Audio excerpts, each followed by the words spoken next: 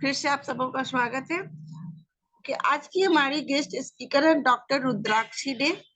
इनका मैं एक छोटा सा इंट्रो दे रही हूँ। इन्होंने BHMS किया है, MD होम्योपैथ से किया है। अभी ये वर्तमान में Shri Swami Narayan homeopathic medical college Kalol Gandhinagar Gujarat में ऑर्गेनन ऑफ मेडिसिन में असिस्टेंट प्रोफेसर है।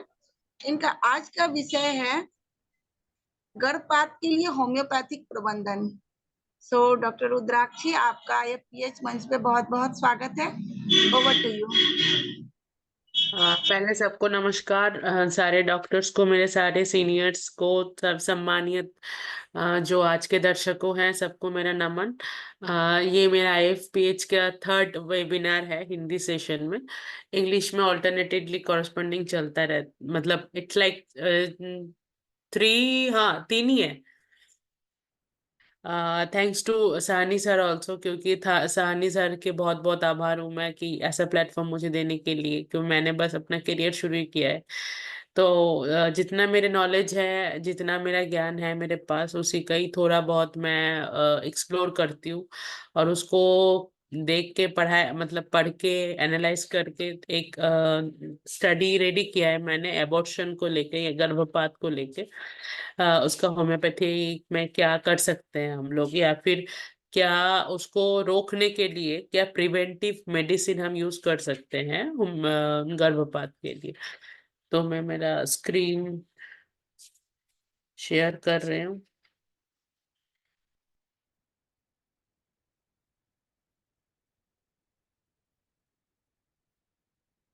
स्क्रीन दिख रहा है मैम?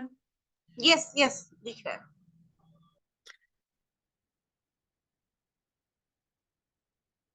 पहले तो हम गर्भपात क्या है उसके जाने से पहले हम मतलब गर्भपात है क्या ये पहले सुनेंगे।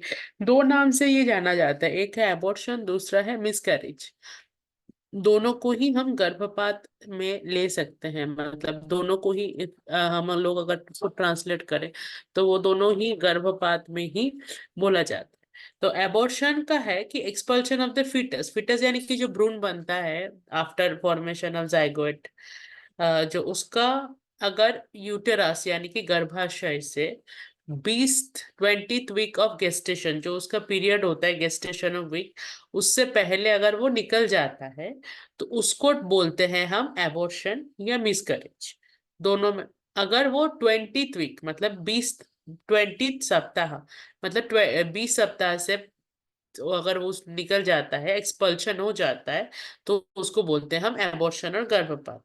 व्हेन एबॉर्शन स्पॉन्टेनियसली, ये स्पॉन्टेनियस भी हो सकता है, और उसको स्पॉन्टेनियस एबॉर्शन बोलते हैं, और मिसकैरेज बोलते हैं। मतलब इसका नॉर्मली ही वो स्पॉन्टेनियसली वो निकल जा रहा है। बहुत सारे ऐसे पेशेंट भी देखे हैं, आसपास में बहुत सारे रिलेटिव्स ऐसा सुनते हैं कि ऐसा होता रहता है कि टेंडेंसी आ जाती है बॉडी में कि स्पॉन्टेनियस मिसकैरेजेस हो रहे हैं। नेक्स्ट है हमारा वेजाइनल ब्लीडिंग, जिसका first 20 weeks of pregnancy is known as threatened abortion. Threatened abortion जो है वो थोड़ा उसको उसको थोड़ा एनालाइज करने की चीज है, क्योंकि थ्रेटेड एबॉर्शन बस वो थ्रेट करता है, इसका मतलब ये नहीं है कि वो निकल जाता है expulsion materials. Threatened abortion is vaginal bleeding होगा 20th वीक तक, is known as threatened abortion. Bleeding varies from light spotting, छोटे छोटे स्पॉटिंग भी हो सकते हैं, हेवी ब्लीडिंग भी हो सकता है। These may attended by abdominal pain, छोटा पेन होगा, पेन के साथ में वो थोड़ा स्पॉटिंग रहेगा। और recurrent habitual abortion refers to 3 months more spontaneous abortion, मतलब 3 months से ज्यादा अगर एबॉर्शन हुआ तो उसको बोलते हैं हम रिकरेंट और habitual abortion without intervening the pregnancy. Next आता है हमारा कि क्या क्या रिस्क फैक्टर है, मतलब किस किस वजह से ये हो सकता है अबॉर्शन। फर्स्ट रिस्क फैक्टर है हमारा कि वीमेन, मतलब महिलाएं की उम्र अगर 35 साल से ज्यादा हुई तो उसको बोलते हैं हम वो है रिस्क फैक्टर्स, मतलब किन किन चीजों की वजह से वो ज्यादा होगी। ठीक है। नेक्स्ट है हमारा कोई अगर इन्फेक्शन हुआ, तो जैसे बायोवायरल इन्फेक्शन है, बैक्टीरियल इन्फेक्शन है, बहुत सारे इन्फेक्शन है, उसके वजह से अबॉर्शन होने के चांसेस होते हैं। नेक्स्ट है क्रोमोसोमल एब्नॉर्मेलिटीज। अगर मेल मेल ये actually chromosomal abnormalities depends on both, it can be on, मतलब ये मेल में भी हो सकता है, पुरुष में भी हो सकता है और महिला में भी हो सकता है, क्योंकि क्रोमोसोम्स फादर का क्रोमोसोम लेके स्पर्म आता है और मदर का क्रोमोसोम्स लेके ओवम आता है, तो देन जाइगोट फॉर्मेशन होता है, तो क्रोमोसोमल एक्सचेंज तब हो जाता है। तो तब भी अगर दोनों में किसी के अगर ऐसा कोई क्रोमोसोमल एब्नॉर्मेलिटी रहा है तो उसके वजह से ऐसा हो सकता है। Multiple pregnancy with more than one foetus, जैसे इक्टोपिक प्रेगनेंसी, बहुत सारे ऐसे हैं उसमें अबॉर्शन होने के चांसेस है। फिर है हमारा various repeated malformation uterus cervix में, अगर ऐसा रहा तो किसी का, तो उसको हम कर सकते हैं। नेक्स्ट है हमारा the various factor for predisposes of one repeated abortion and malformation of the uterus, cervical incompetency. देखिए सर्वाइकल इम्पोर्टेंसी एक मॉर्फोलॉजिकल डिसऑर्डर है। सर्वाइकल इम्पोर्टेंसी का कुछ वो जेनेट मतलब वो फिजिकली डिसऑर्डर है, उसका कुछ ट्रीटमेंट तो है ही नहीं। Then hormonal disorders including hypothyroidism, इसके ट्रीटमेंट्स है। हार्मोनल डिसऑर्डर्स और मतलब वो तो हमेशा ही मैनेजेबल है। पीसीओएस जो आजकल सबसे ज्यादा से ज्यादा ही फैला हुआ है। डायबिटीज मेलिटस जो मैनेजेबल डिजीज है। क्रोमोसोमल डिजीज डिसऑर्डर्स बहुत सारी, ये मैंने पहले बोला था। एंडोमेट्राइटिस, एंडोमेट्राइटिस इन द, जैसे कि मान लीजिए एंडोमेट्राइटिस यूटरस के अंदर एंडोमेट्रियम मायोमेट्रियम होता है, तो एंडोमेट्राइटिस है इन्फेक्शन इन द एंडोमेट्रियम, उसमें अगर कुछ रहा तो। इन्फेक्शन सच एज टॉक्सोप्लाज्मोसिस, ये एचमोल प्रेगनेंसी की बात कर रहे हैं। और rubella, herpes simplex, cytomegalovirus, coxsackie virus, measles, in addition to lifestyle factor, smoking, smoking is a very triggered factor nowadays. Alcohol, drugs intakes also put women at an high risk and repeated abortion. Next है हमारा homeopathy के treatment क्या हो सकता है habitual abortion और recurrent abortion में। Homeopathy पहली बात तो मैं ये बताना चाहती हूँ कि ये जो एबॉर्शनल टेंडेंसी है एक फीमेल के अंदर, वो डिपेंड करता है बहुत सारी चीजों में। अगर हम होम्योपैथिकली देखें तो पहले तो उसके जैसे मेंटल सिम्टम्स है, मेंटल सिम्टम्स, साइको, आजकल जो इंट्रायूट्राइन लाइफ के जो होम्योपैथी में केस स्टडी में हम लोग कभी कभी इंट्रायूट्राइन लाइफ स्टडी करते हैं, क्योंकि साइकोसोमैटिक डिजीज बाकी मेडिसिन ट्रीट नहीं कर सकता जितना होम्योपैथी ट्रीट कर सकता है। तो इंट्रायूट्राइन लाइफ स्टडी में अगर जाते हैं तो बहुत बार ऐसे देखा जाता है। मैं एक केस की बात करूंगी, आउट ऑफ द ट्रैक जाके ही बोल रही हूँ कि एक ऑटिज्म का केस हमने देखा था कि उसमें जो हमने इंट्रायूट्राइन लाइफ स्टडी किया था उस बच्चे का, तो तब हमने देखा था कि the mother was suffering from, actually mother and father, माँ और पिता दोनों ही अलग रिलीजियन के थे उसमें, तो उनके इंटर रिलीजियन इंटरफेथ मैरिज हुई थी। तो उसके वजह से उसके जो शादी के बाद उनके समाज ने कभी एक्सेप्ट नहीं किया, उनके फैमिली ने कभी एक्सेप्ट नहीं किया। तो कंस्टेंट अबंडेंस जिसको रेपर्टरी में बोला जाता है, constant feeling of abandoned, constant feeling of rejected, constant feeling of stress, constant feeling of ignorance, constant बहुत grief, constant feeling of agony, उस शी वाज सफर, मतलब वो महिला जो प्रेगनेंसी के बाद टोटल प्रेगनेंसी पीरियड में वो वही सफर कर रही थी। और जब वो उसने अपना बच्चा डिलीवर किया एंड उस बच्चे को ऑटिज्म हुआ, तो इसका मतलब ये है कि intrauterine life study is very important if we go on holistic approach. और if just in homeopathy we हम लोग ना मेंटल सिम्टम को मतलब मेंटल सिम्टम को लेके देखते हैं, मन मतलब मनोविज्ञान जिसको बोलते हैं, मेंटल साइंस को देखते हैं, फिर साइक्रियाटिस्ट साइकोलॉजी को देखते हैं। बहुत सारे ऐसे चीजें हैं हमारे पास जो हम अगर उसको एनालाइज करें तो हमें बहुत काम दे सकता है। ये है, एबॉर्शन भी ऐसा एक सेम मैंने देखा है कि एबॉर्शन जो जिनके अंदर टेंडेंसी होता है ना, स्पॉन्टेनियस एबॉर्शन, मतलब कंटिन्यू कंसीव ही नहीं हो रहा है, कंसीव हो रहा है, दो दो महीने में, 3 महीने में मिसकरेज हो रहा है, बार बार मिसकरेज हो रहा है, बार बार मिसकरेज हो रहा है, उनके अंदर अगर आप कॉन्स्टिट्यूशनल ट्रीटमेंट करवाओ या उनको अगर मेंटली आप उनके स्टडी करो तो आप देख सकते हो कि कोई एक फैक्टर रहेगी या एक्सेसरी कोई सर्कमस्टेंसेस रहेगा जिसको हम ऑर्गन में भाषा में बोलते हैं, या ऑब्वियस कॉज रहेगा, या कुछ ग्रीफ रहेगी उस पेशेंट के अंदर, या फिर और डीपली जाएंगे तो हम देख सकते हैं कुछ माइजेमेटिक टेंट रहेगा। जैसे मान लीजिए सिफिलिटिक माइजम का एक टेंट ही है कि डिस्ट्रैक्ट करना। तो अगर डिस्ट्रक्शन में जाए उसी को अगर हम प्रिडोमिनेटली माना जाएंगे तो सिफिलिटिक माइजम तो कभी एक जायगोट को फॉर्म होने ही नहीं देगा, क्योंकि सिफिलिटिक उसको निकाल देगा। तो एबॉर्शन को हम समझ सकते हैं कि ये एक सिफिलिटिक माइजम का मैनिफेस्टेशन है।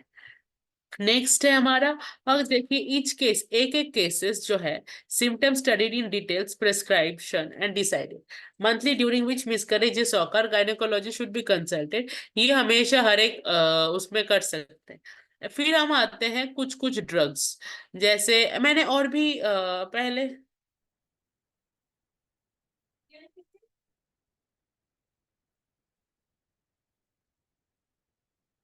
हाँ पहले हम जाते हैं कॉजेस कि किस किस वजह से हो सकता है मिसकरेजेस।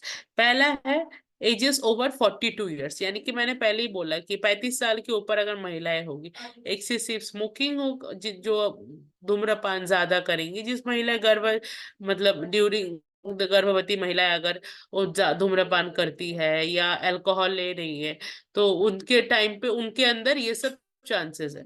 नेक्स्ट है हमारा, हम देख सकते हैं ये अनदर, ये जो लिखा है causes related to fetus are mainly related to genetic makeup of the fetus and most frequently the causes of miscarriage in first trimester is abnormal development of fetus। अगर miscarriages हुआ तो fetus abnormal development होने के chances है। फिर आता है हमारा ड्यू टू क्रोमोसोमल एब्नॉर्मलिटीज, ये मैंने पहले बोल चुकी हूँ। इम्यूनोलॉजिकल फैक्टर्स, ये है presented by responsible factors for miscarriages. Another common causes of early miscarriage includes abnormality and implantation.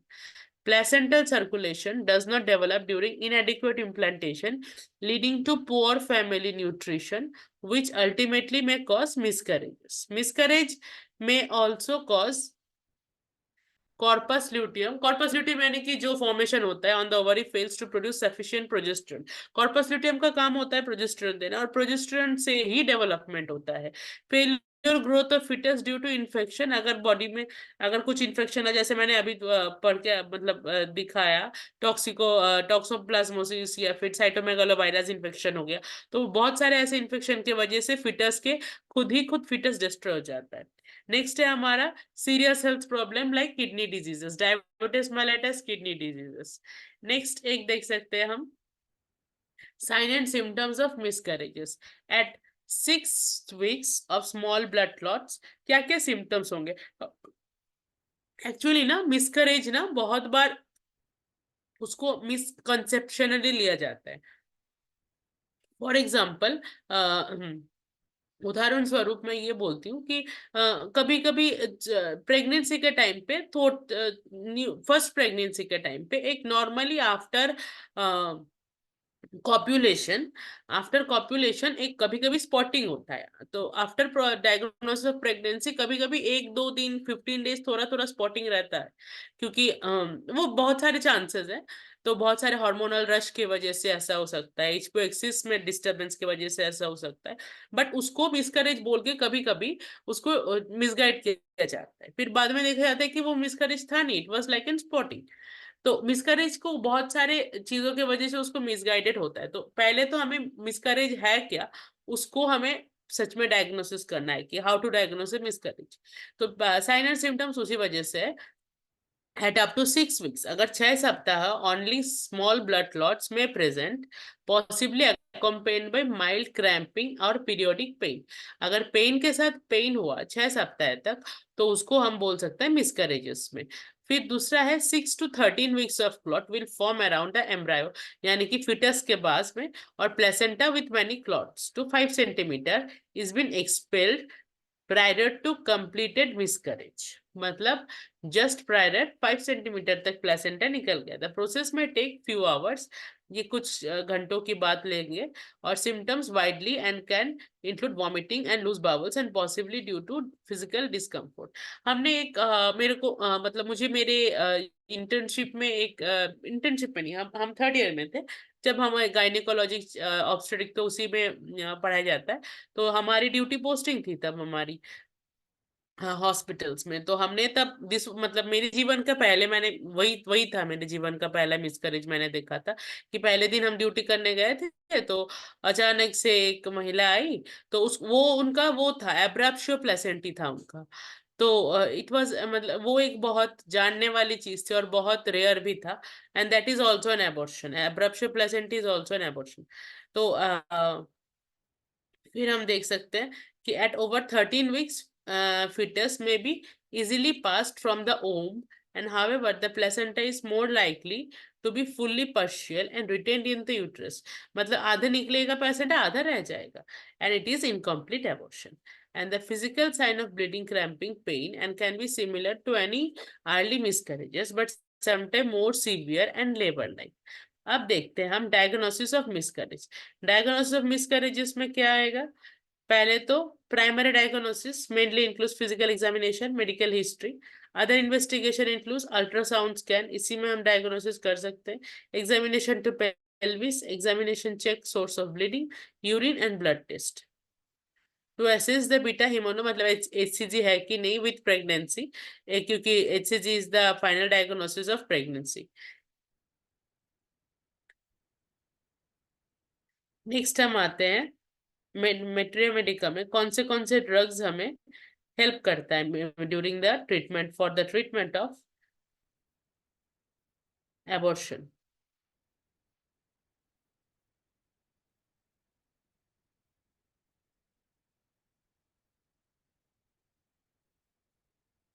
हाँ, पहला ड्रग जो medicine tendency towards recurrent abortion, पहला है caulophyllum helonias. Effective homeopathy medicine tendency to recurrent abortion, habitual abortion में. ये habitual abortion recurrent abortion में बहुत काम आता है homeopathy medicine. And it will work best by the tendency towards habitual abortion and the uterine weakness, अगर uterus week रहा तो. And will work best in the tendency towards habitual abortion with uterine weakness and uterine atonicity. Atonicity of the uterus ये भी एक बहुत सारे factors के वजह से होता है. तो उसी फैक्टर में क्वालोफाइलम और हेलोनियस डायोका दोनों काम आएंगे. और during abortion bleeding of dark foul blood is present and dragging the pelvis. यहाँ पे बोला गया है कि एबॉर्शन के टाइम पे कैसे मैनिफेस्टेशन रहेगा, तो हम सोच सकते हैं क्वालोफाइलम के बारे में. पहला है bleeding of dark foul blood is present, dragging in the pelvis, dragging के pain ऐसा ही होगा, may be observed. Other attending feature is profound sadness and irritability, mental sadness. Next है viburnum opulus, top rated homeopathy medicine for tendency to, ये भी recurrent and habitual abortion में in early months, यानी कि पहले 1 to 3 months में ये होता है. उसकी सिग्निफिकेंस है कि towards abortion and that is first 3 months cramping pain होगा, बहुत पेन के साथ होगा यूट्रस में, and which extends down the thighs तक, मतलब जांघे तक दर्द जाएगा. and women who need viburnum opulus may also have an history of late and scanty menses, यानी कि उनके menstruation history भी ऐसे ही रहेगा, late और scanty menses की हिस्ट्री रहेगी. menses last for few hours only. offensive in menses is noted, ठीक है, क्योंकि मेंस्ट्रुएशन के ऑफेंसिवनेस रहेगा वाइब्रोनम ओप्यूलस में. हिस्ट्री ऑफ ल्यूकोरिया रहेगी उनकी. एंड थिक अब ल्यूकोरिया कैसी रहेगी, थिक व्हाइट नेचर की रहेगी और ब्लड स्ट्रिक, थोड़े थोड़े ब्लड स्ट्रिक रहेंगे, में ऑल्सो भी प्रेजेंट. नेक्स्ट है हमारा सेबाइनम. सेबाइना में है सेबाइना एंड सिकिलिकॉन, ये दोनों भी बहुत अच्छे मेडिसिन हैं ड्यूरिंग द प्रेगनेंसी। और सेबाइना ऑफिशिनलिस एंड सिकिलिकॉन are significant and homeopathy medicines for tendency towards recurrent abortion and miscarriages accompanied by bright blood mixed with clots, and along with this क्या हो सकता है, पेन रहेगा sacrum to pubis. ये सेबाइना का हमेशा ही डिस्मेनोरिया में भी ये बहुत इंपॉर्टेंट है, क्योंकि सेबाइना का पेन हमेशा सैक्रम टू प्यूबिस जाता है और सिपिया का पेन प्यूबिस टू सैक्रम जाता है। During bleeding is present and women का क्या होगा, महिलाएं हु नीड सिकिलिकॉर have an history of recurrent miscarriage, मतलब बार बार मिसकैरेजेस की हिस्ट्री रहेगी। विथ डार्क, कैसा उनका ब्लीडिंग रहेगा, डार्क और ब्लैकिश ब्लीडिंग रहेगा, and there may also be history of brownish and offensive back leucorrhoea, leucorrhoea offensive रहेगा और ब्राउनिश रहेगा। वुमेन प्रेस्क्राइब विद सिकिलिकॉर एंड फीबल कॉन्स्टिट्यूशन में। नेक्स्ट है एपीज मेलिफिका। एपीज मेलिफिका में देखिए क्या क्या हो सकता है। एपीज मेलिफिका का है tendency towards habitual abortion 4th month पे। अब तक हम कहाँ थे, 1st to 3rd मंथ, अब आए हम 4th मंथ पे। अगर एबॉर्शन हुआ तो उसमें हम दे सकते हैं bleeding during abortion in the 4th month with soreness and tenderness in the womb with a sign apis mellifica will aid recovery, recovery में जाएंगे। This medicine will also help in the history of ovarian cyst, ovarian cyst में भी ये medicine बहुत help करेगा। And stinking pain, case history क्या रहेगा, reveal short and scanty periods.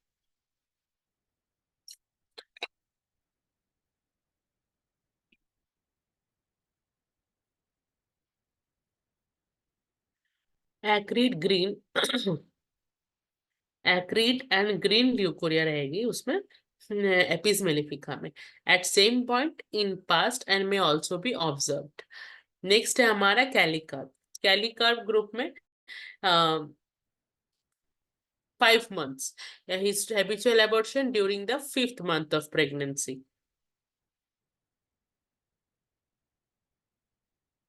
During the 5th month of pregnancy, 5वें महीने में। और symptoms narrated by women is such abortion includes bleeding with back pain, यानी कि बहुत कमर दर्द होगा, रेडिएटिंग हिप्स टू हिप से लेके थाई तक पेन रहेंगे। कैलिकर्ब इन केसेस ऑफ वीकनेस में भी हम कैलिकर्ब दे सकते हैं, अराइजेस फ्रॉम द मिसकैरेज के वजह से। अगर किसी को वीकनेस आई तब भी हम कैलिकर्ब दे सकते हैं। और ये मतलब 5वें महीने में अगर एबॉर्शन हुआ तो हम कैलिकर्ब के बारे में सोच सकते हैं। एपिस मेलिफिका सोच सकते हैं हम, अगर 4th मंथ पे अगर एबॉर्शन हुआ तो तब हम एपिस मेलिफिका सोच सकते हैं। फिर आता है हमारा सीपियस अक्कस। सीपियस अक्कस का है कि वेल रेमेडी है, ये है हमारा 6 to 7 months प्रेगनेंसी में अगर एबॉर्शन हुआ तो।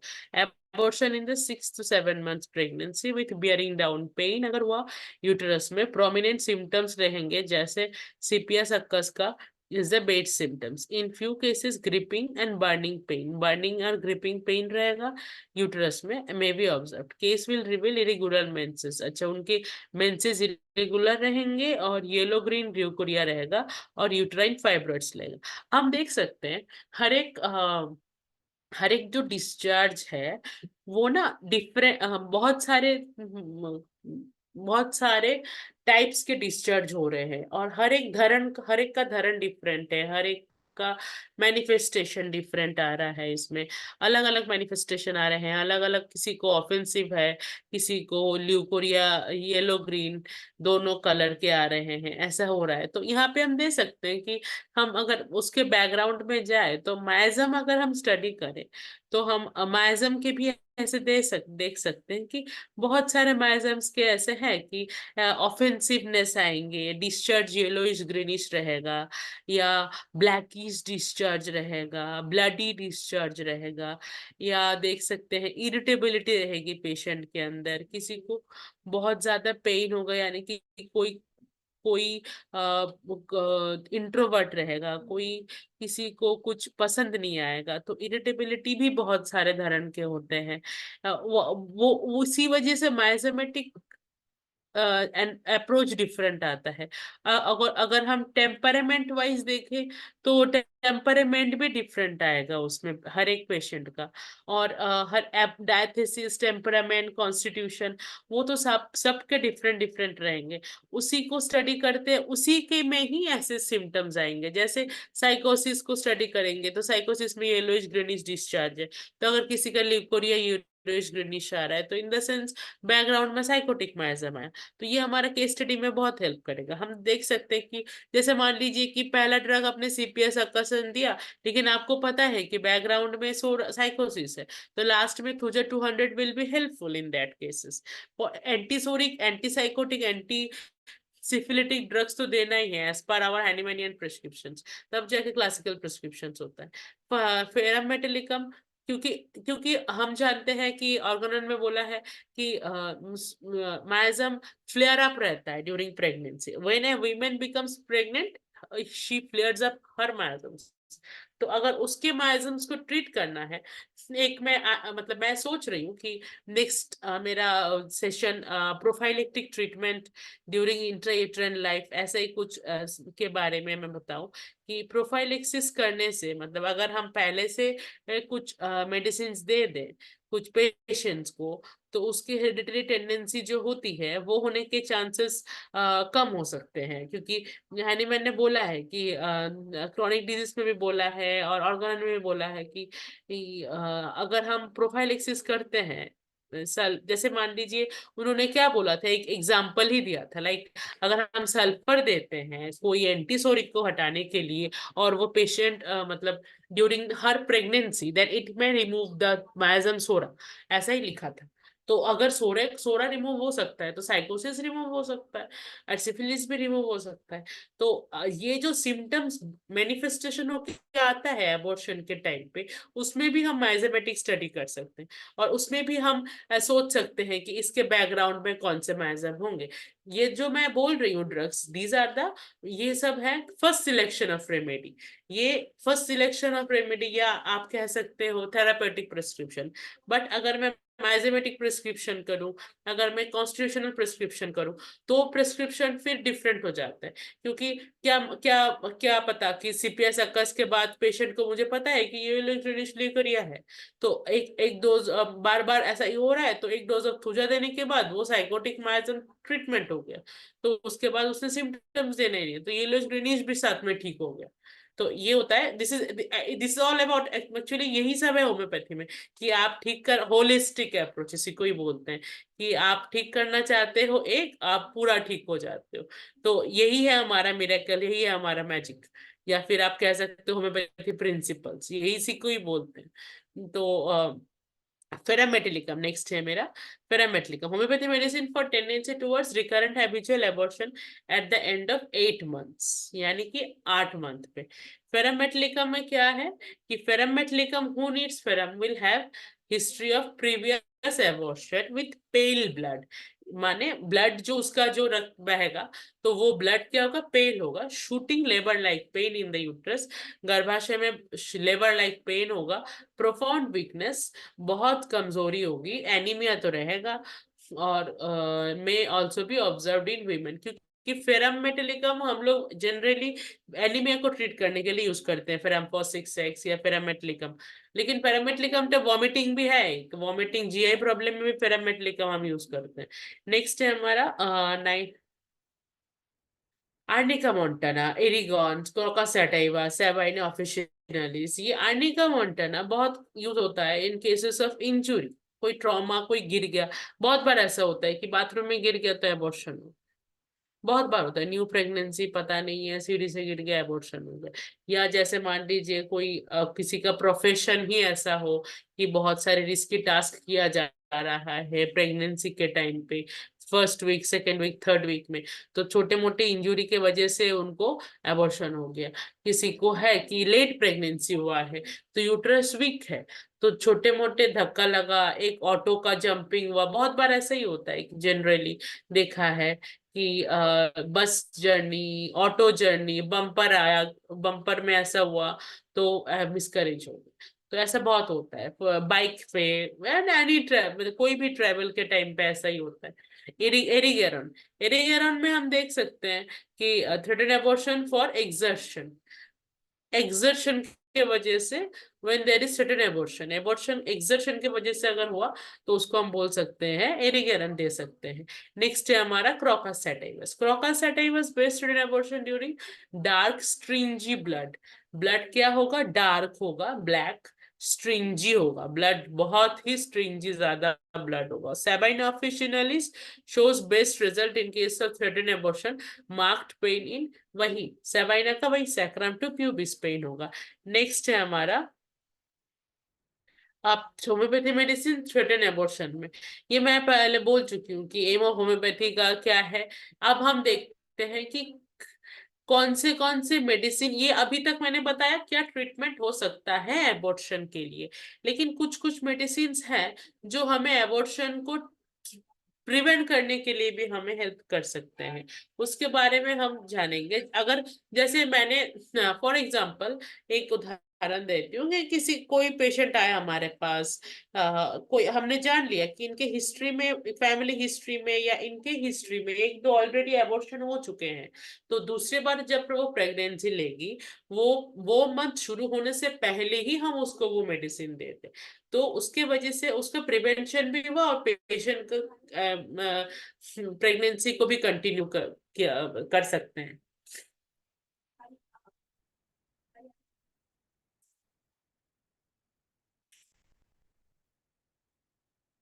वाइब्रोनम ओप्यूलस, वाइब्रोनम ओप्यूलस को अगर हम ऐसे दे सकते हैं, viburnum opulus to prevent abortion in threatening miscarriages when the pain comes from back around to the lower part of the abdomen, back around to lower part of the abdomen में ऐसा हो सकता है, go into the thighs तक अगर pen जाता है तो it will often stop these spasmodic pains and it is a remedy used frequent in early miscarriages.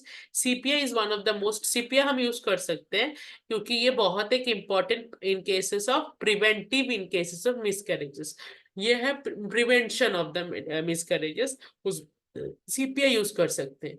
फिर आता है हमारा it is indicated in nervous irritability, laxness of the tissue and sense of weight in the anus. अगर ऐसा feeling रहा, ऐसे symptoms अगर रहे, तो उस पेशेंट को पहले से सीपीआर देके हम उसका मिसकैरेज प्रिवेंट कर सकते हैं। नेक्स्ट है हमारा belladonna, threatening miscarriages with profuse hot haemorrhages.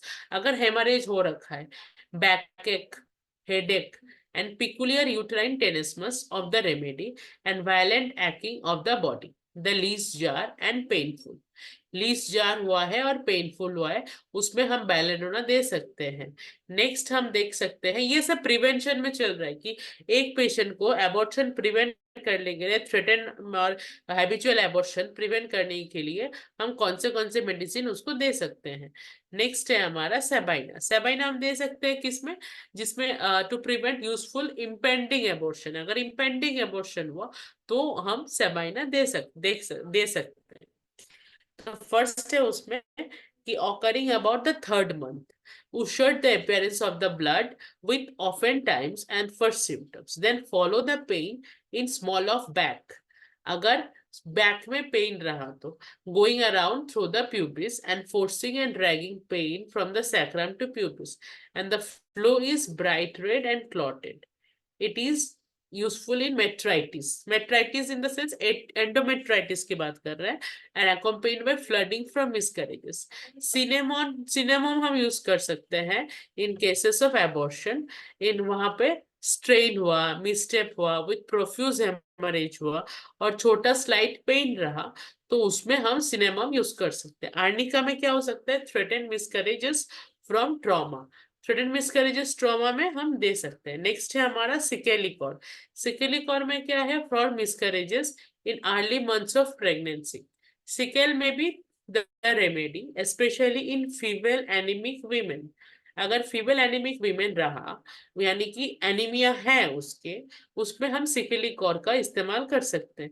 उसमें कौन से? Checking the tendency to miscarriage in later months when the muscular tissue of the womb is largely developed and it is indicated by frequent labor-like pain, a copious hemorrhages of black fluid अगर उनसे निकला, a sunken continence, tingling, heartburn, recommended Sicalicor 12।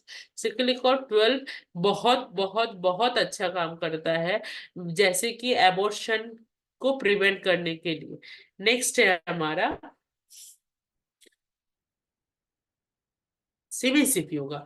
सिमिसिप yoga है one of our most powerful homeopathy medicine to prevent miscarriages and abortion. The pain indicates कैसा होगा pain, to prevent side to side pain रहेगा, doubling the patient की patient पागल हो जाएगी यहाँ से वहां पेन की वजह से, and habitual pressure and rheumatic diathesis होगी उस पेशेंट की। एकोनाइट अगर किसी को अचानक से वो था, एकोनाइट का एक लाइन है ना कि एमनोरिया होता है फियर, फियर के वजह से डर गई अचानक से। तो हमारे सर ने एक स्टोरी सुनाई थी कि एबॉर्शन के टाइम पे एक उनके गांव के, पहले जमाने में क्या था मतलब इतने सारे इलेक्ट्रिसिटी नहीं थे, ये सब नहीं थे, तो उन्होंने ऐसा बोला था कि उनके गांव की एक लड़की ये सिम्टम समझाने के लिए कि उनके गांव की एक लड़की थी, तो जो जा रही थी तो उसके दोस्त लोग पहले नहीं कहते थे ऐसे धक्का मार के अंधेरे में डर दिखाना, तो ऐसे इनको दिखाया एंड वो लड़की को एमनोरिया हो गया। तो कैमोमिला, अरे सॉरी, एकोनाइट का भी सेम ही है। एकोनाइट का मेन फंक्शन क्या है, फियर। फियर अगर एकोनाइट में रहता है तो एकोनाइट हम दे सकते हैं अबॉर्शन के टाइम पे, अगर अचानक से डर गई और उसको मिसकैरेजेस हो गया या अंदर कुछ डर है इसके वजह से 2-3 बार मिसकैरेजेस हो चुके हैं, तो उसको प्रिवेंट करने के लिए हम शुरू से ही starting this treatment with एकोनाइट।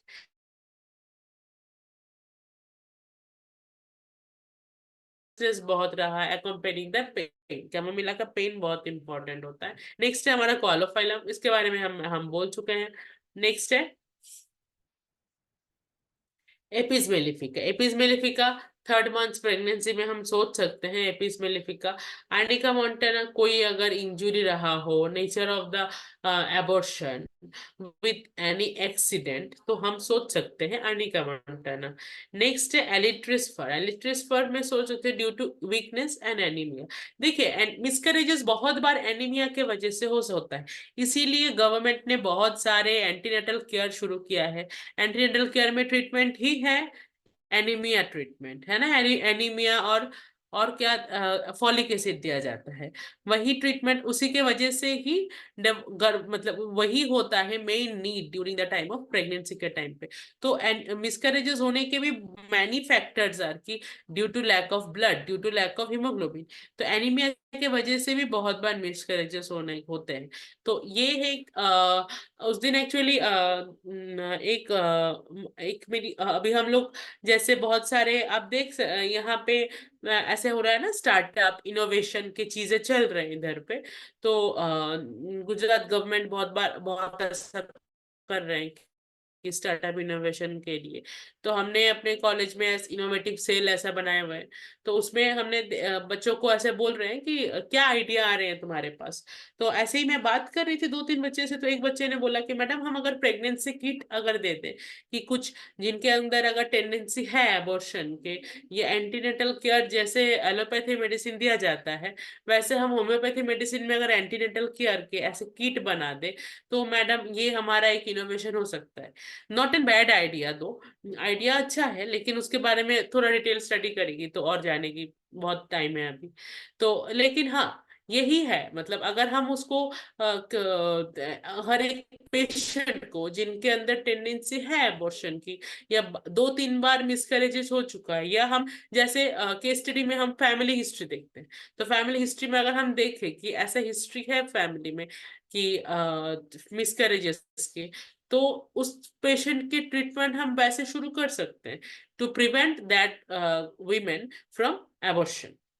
Next है हमारा कैमोमिला। कैमोमिला क्या है कि threaten abortion due to mental excitement. Baptisia का है threaten abortion from low fevers, mental depression and shock.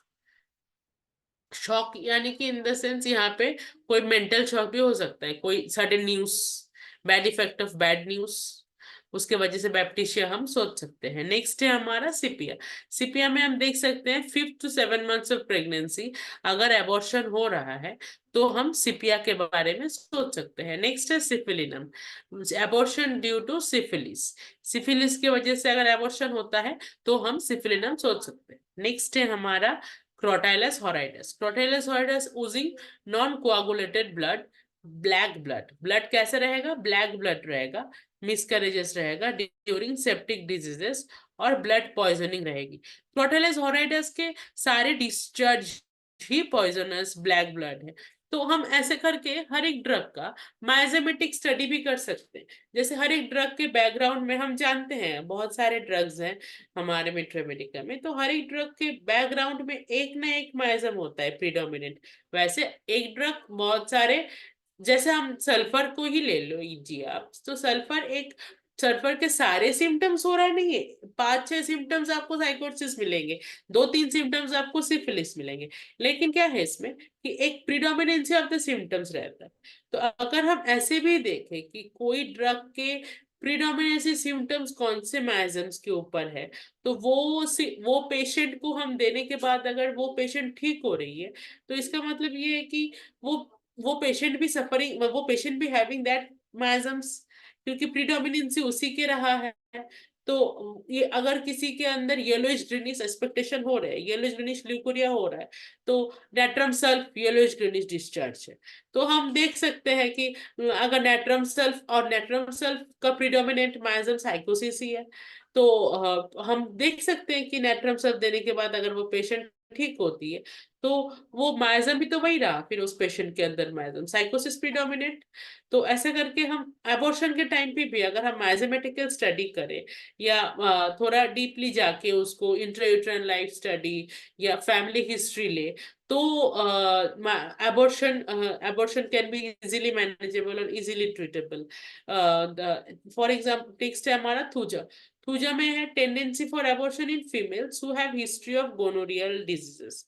थायरॉइडिनम में है अवॉइड मिसकैरेजेस, गोनोरियल डिजीज। तो साइकोसिस आ गया, गोनोरिया थूजा तो सबके बैकग्राउंड में है, गोनोरिया तो थूजा का मेन है। थायरॉइडिनम में है history of premature labour when the cause is not mechanical in its origin, prevents the threaten abortion when there is thyroid dysfunction in females, महिलाओं में, and it helps to control slow using of the uterus. Thyroidinum अगर thyroid dysfunction रहा है किसी female के अंदर, तो हम उसको थायरॉइडिनम से ट्रीट कर सकते हैं। ये सब प्रिवेंटिव में बोल रही हूँ मैं। नेक्स्ट है हमारा ट्रिलियम पेंडुलम, कंट्रोल्स और checks bleeding off abortion. Trillium pendulum कैसे होगा, controls off checks bleeding abortion के टाइम पे। नेक्स्ट है tuberculinum due to tuberculosis. Fallopian tube tuberculosis is most commonest type of, मतलब is most commonest, बहुत बार आता है fallopian tube tuberculosis, उसके वजह से बहुत बार मिसकैरेजेस होते हैं, तो tuberculinum is in good medicines. Next है हमारा pulsatilla, timid, chilly, thirstless women. Pulsatilla का मेन सिम्टम तो थर्स्टलेस है ही, and excellent remedy for exciting abortions. Next है हमारा जेलसेमियम। जेलसेमियम का है कि abortion due to mental excitement, pain extend from abortion upwards and finally settles in the back.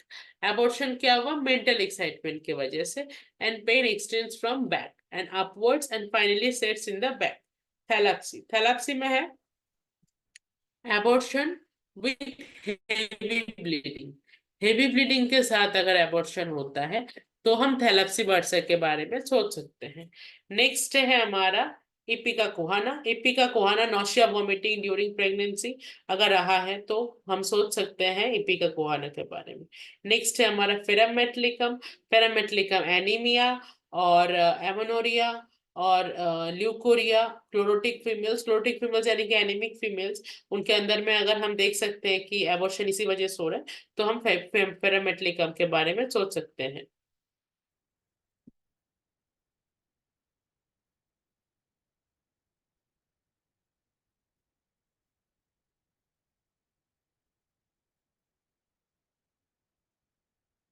Abortion को हम बहुत चीजों में से हम ट्रीट कर सकते हैं, जैसे ही मैंने बोला mental symptoms of the patient.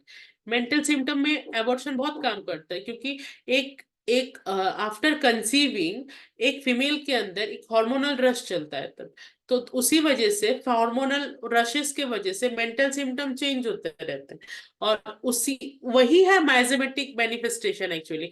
हर एक माइजम का हर एक मेंटल स्टेटमेंट है, और हर एक मेंटल स्टेट में वो माइजम तब फ्लेयर अप होता है। और उसी प्रेगनेंसी के टाइम पे वो फ्लेयर अप अगर हो रहा है वो माइजम्स, तो उसके मैनिफेस्टेशन भी वैसे करके होते हैं। तो एक एबॉर्शन का बहुत सारे बैकग्राउंड्स होते हैं, और एक प्रेगनेंसी के टाइम पे एक फीमेल ऑलवेज फ्लेयरिंग अप हर मैजम्स। तो eight the end of the my presentation I मतलब मैं यही बोलना चाहती हूँ कि अगर हम एबॉर्शन को ट्रीटमेंट माइजेमेटिक बेसिस मेंटल स्टडी के ऊपर उस महिला का, और उस कैसे एनवायरमेंट में, कैसा परिवेश में वो रह रही है, कैसा उसका विचार है, कैसे उसका उनका थॉट प्रोसेस चल रहा है, उनके ऊपर अगर हम ट्रीटमेंट करें, उनके ऊपर बेसिस में अगर हम ट्रीटमेंट करें, तो हम उसको क्योर कर सकते हैं और 100% केसेस रिजल्ट आएंगे। यही मैं आज के सेशन में बोलना चाहती हूँ। बाकी आपसे पूछूंगी कि कोई क्वेरीज, कोई क्वेश्चंस है कि नहीं। थैंक यू, धन्यवाद आपको मुझे सुनने के लिए। कोई भूल त्रुटि माफ। मैं आप लोग मेरे बहुत सीनियर्स हो, कोई अगर सजेशन एडवाइस जो भी है तो आप दे सकते हैं मुझे। Thank you very much ma'am, बहुत अच्छा आपका प्रेजेंटेशन रहा। किन्हीं का कोई क्वेश्चन हो तो काइंडली हैंड रेज करें या आप डायरेक्ट नोट पीपीटी करके को पूछ हटा सकते दीजिए रुद्राक्षी जी, पीपीटी को रुद्राक्षी हैं। हाँ मैम, आपका पीपीटी शेयर बंद कर दीजिए। हाँ हटा दीजिए। दीपमाला जी, मैं इस पे शेयर करना यस सर। चाहूँगा। टाइम मॉडलिटी बहुत हाँ इम्पोर्टेंट है। मैं इस पर बात कर रहा हूँ। दीपमाला जी, मुझे यस बताना है टाइम मॉडलिटीज के विषय में, क्योंकि ये सर। एस्पेक्ट इन्होंने डिस्कस नहीं किया है। टाइम मॉडलिटी, टाइम मॉडलिटीज का मतलब होता है कि किस मंथ में आपका एबॉर्शन होता है।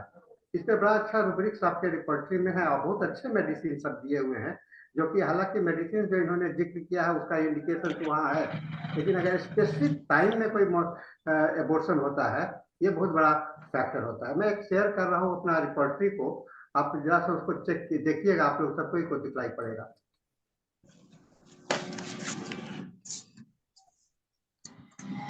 हाँ, ये आपको मेरा रिपोर्टरी दिखलाई पड़ रहा है? Yes yes sir. हाँ, तो इसमें आप देखिएगा, इस सेकेंड कॉलम में आइए, यहाँ पर मंथ, अर्ली मंथ है ना, अर्ली मंथ। तो इसमें दिया है एकोल, अल्कोहल, एपीस, कोलोफाइलम, चिपियार, पाइड्रम, ऐसे कई एक दवाई का नाम इसमें दिया हुआ है। उसके बाद में दिया है 8 मंथ, 8वें महीने पर करता है, 2 ही दवा है, कैनबिस इंडिका और पल्सेटुला। तो फिर है सिर्फ 5वें महीने में आर्सेनिक, कैलिकार, प्लम्बम, चिपिया, और 5वां या 6ठा मंथ में आर्सेनिक। ये टाइम मॉडलिटी जिस तरह का ये पूरा लिस्ट जो आप इस साइड में देख रहे हैं, जैसे 6th मंथ में है, 3rd मंथ में है, एंड ऑफ द बोला है 3rd मैंने। मंथ है। क्योंकि एक मैं इस पर इसलिए ध्यान देना चाह रहा हूँ कि मैं भी कई एक पेशेंट पे मैंने इसको अनुभव किया और मैं देखा, और मुझे इसमें काफी लाभ मिला। जो एक रिपीटेड एबॉर्शन का केस आता है, जो बार बार एबॉर्शन हो जाता है, तो उसमें मैं उससे पेशेंट का जो डिस्कस किया, तो पता चला कि उसके किस मंथ में एबॉर्शन होता है। और इसके कारण क्या हुआ, एक लेडीज को बच्चा नहीं हो रहा था, पर्टिकुलर टाइम में हो रहा था, और इसी रूब्रिक्स से, इसी में से एक रूब्रिक्स था उनका। तो एक और देखिए, repeating at the same time, same time, ये बड़ा इम्पोर्टेंट एस्पेक्ट है जो कि हम लोग को ध्यान में रखने का जरूरत है। बाकी तो रुद्राक्षी जी ने काफी अच्छा बताया है। और बहुत 2-3 फैक्टर होता है। एक मेंटल फैक्टर, मेंटल फैक्टर्स में भी बहुत सारे फैक्टर्स आपने भी डिस्कस किया है, लेकिन एंगर है, एंगर से भी आपको एबॉर्शन हो जाता है।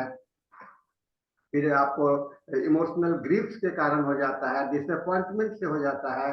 ये बहुत सारे फैक्टर्स हैं जो कि जिसका कि एलोपैथी सिस्टम में कोई भी ट्रीटमेंट नहीं है ना। वहाँ पर हम लोग बहुत अच्छा मदद कर सकते हैं। मैंने इस पर, जो मेरे पास में पेशेंट आए, तो उस पर मैंने बहुत अच्छा इस पर अनुभव देखा।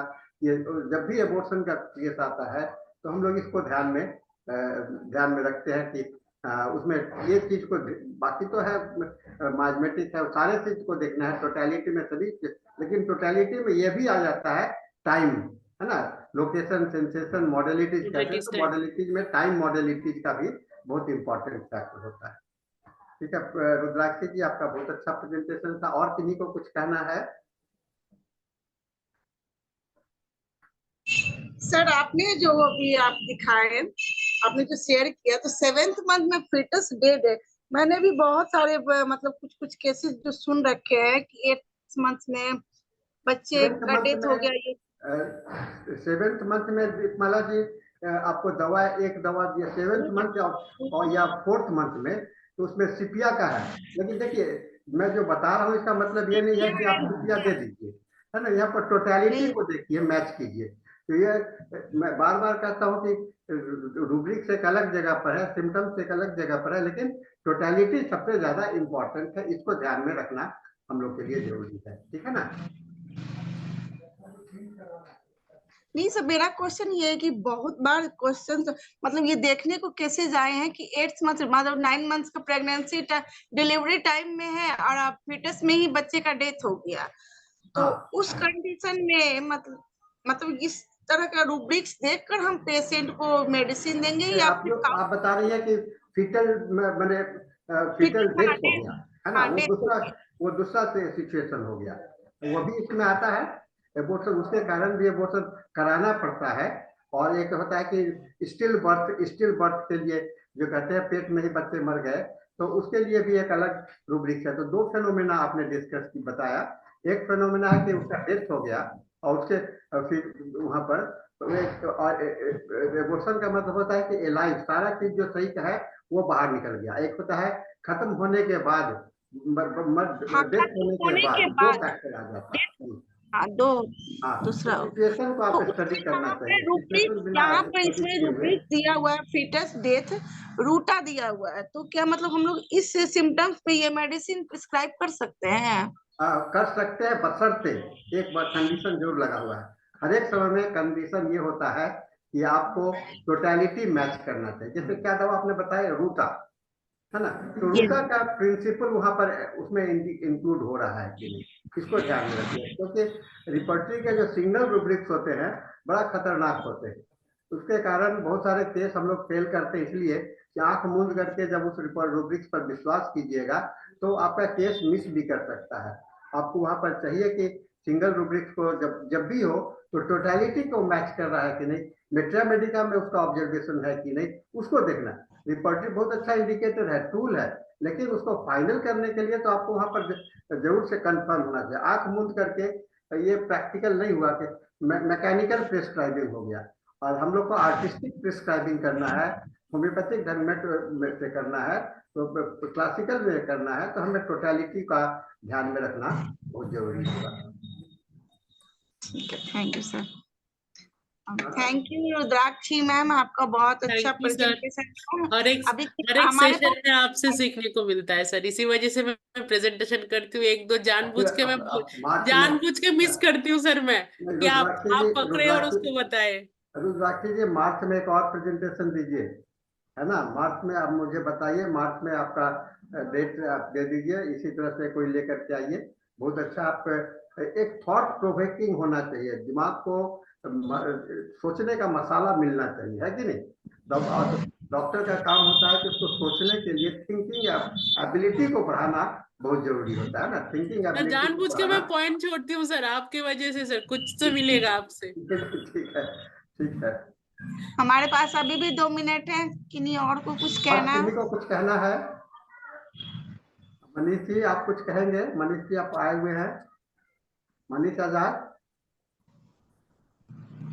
जी। प्रणाम सर। हाँ बोलिए, आपको कुछ रिमार्क्स दीजिए। आपने प्रेजेंट शुरू से रहे कि अभी बाद में ज्वाइन किए हैं? हाँ, नहीं सर, लास्ट में ज्वाइन किया है। अच्छा, तो आपने उसका पूरा लेक्चर सुना नहीं। डॉक्टर कल्याण स्वरूप सर, आप कुछ कहना चाहेंगे?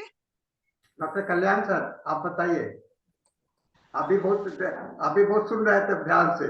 डॉक्टर कल्याण जी बहुत ध्यान से सुन रहे थे, मैं देख रहा था। कल्याण सर, सर आप म्यूटेड है। अनम्यूट कर लीजिए सर, अनम्यूट करके बोलिए। मेरी आवाज आ रही है? यस हाँ, यस अब आ सर। रही है सर। कोई भी हैबिचुअल एबॉर्शन का जो केस होता है सर, उसके पीछे माइमेटिक ग्राउंड तो जरूर होती है, चाहे वो साइकोटिक माइजिम हो या सिफिलिटिक माइजिम हो। बिल्कुल सही कह रहे हैं, बिल्कुल सही मगर कह रहे हैं। मगर उस प्रेगनेंसी को रोकने के लिए हमको ट्रीटमेंट लेना पड़ेगा before appearing of the pregnancy. Pregnancy होने के पहले ट्रीटमेंट लेना है। अगर हम प्रेगनेंसी के बाद ट्रीटमेंट लेते हैं तो हम होम्योपैथी में कभी सक्सेस नहीं करेंगे। बिल्कुल। आप हमेशा बिल्कुल उसको सही सक्सेस कह रहे हैं। करने के लिए, उस पेशेंट को आराम करने के लिए प्रेगनेंसी के पहले ट्रीटमेंट लेना पड़ेगा। बिल्कुल सही और बोल हमने रहे ये केस में देखा है, प्रेगनेंसी के बाद सक्सेस नहीं करते हम लोग। हैं। प्रेगनेंसी के पहले ही हम लेंगे तो अब सक्सेस कर जाएंगे। देखिए, और हम लोग दूसरी यही करते हैं। और हम लोग- एबॉर्शन का फर्स्ट हाँ, हम और लोग एक अच्छी मेडिसिन है सर, प्लम्बा मेट एक बहुत अच्छी मेडिसिन बहुत है। बढ़िया है। जी जी।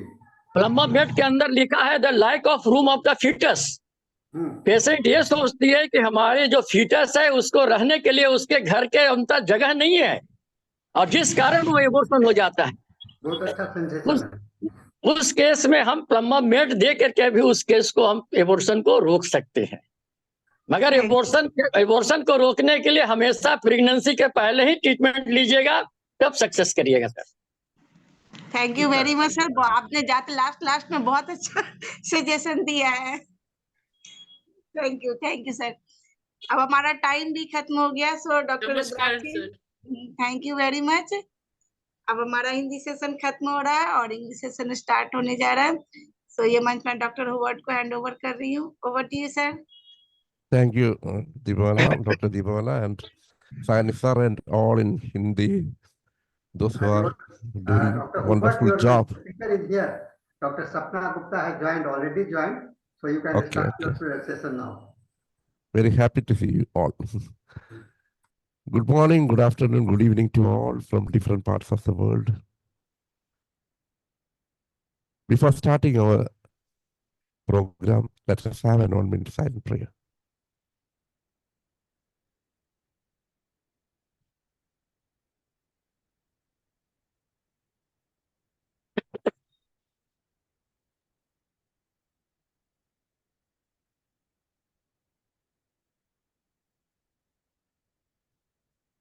Thank you all.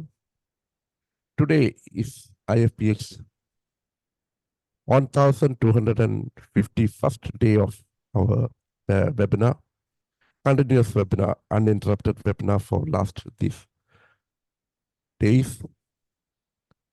Today our guest is Dr. Sapana Gupta, MD, Homoeopathy. She had done many wonderful meeting point किया presentations in our इसीलिए हम wonderful presentations in our platform. There is a proverb in Malayalam, Kashandikum Asuyakum Marunilla. That means there is no medicine for baldness and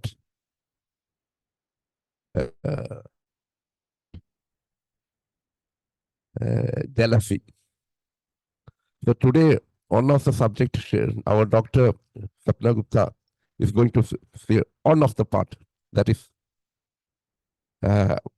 baldness or loss of hair or AREATA.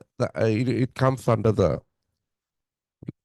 So Dr. Sapana is an internationally famous homeopathy in the field of homeopathy for the past 2 decades. She is secretary of HMIA Gwalia. She has presented several research papers in the international and national level homeopathic conferences from time to time and has won many awards. She has attended various international conferences. Excellence in Healthcare Award by Dainik Bhaskar in 2021. And in 2012, Dr. Jugal Kishore Memorial Award by Delhi Board of Homeopathy. In 2010, Ayush Ratna Award by Ayush Medical Association, New Delhi.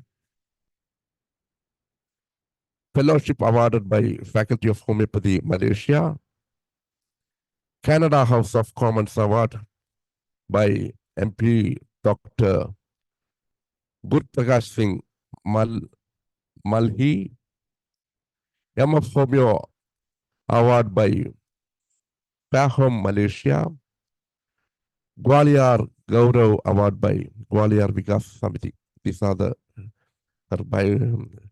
these are some of her achievements in her life.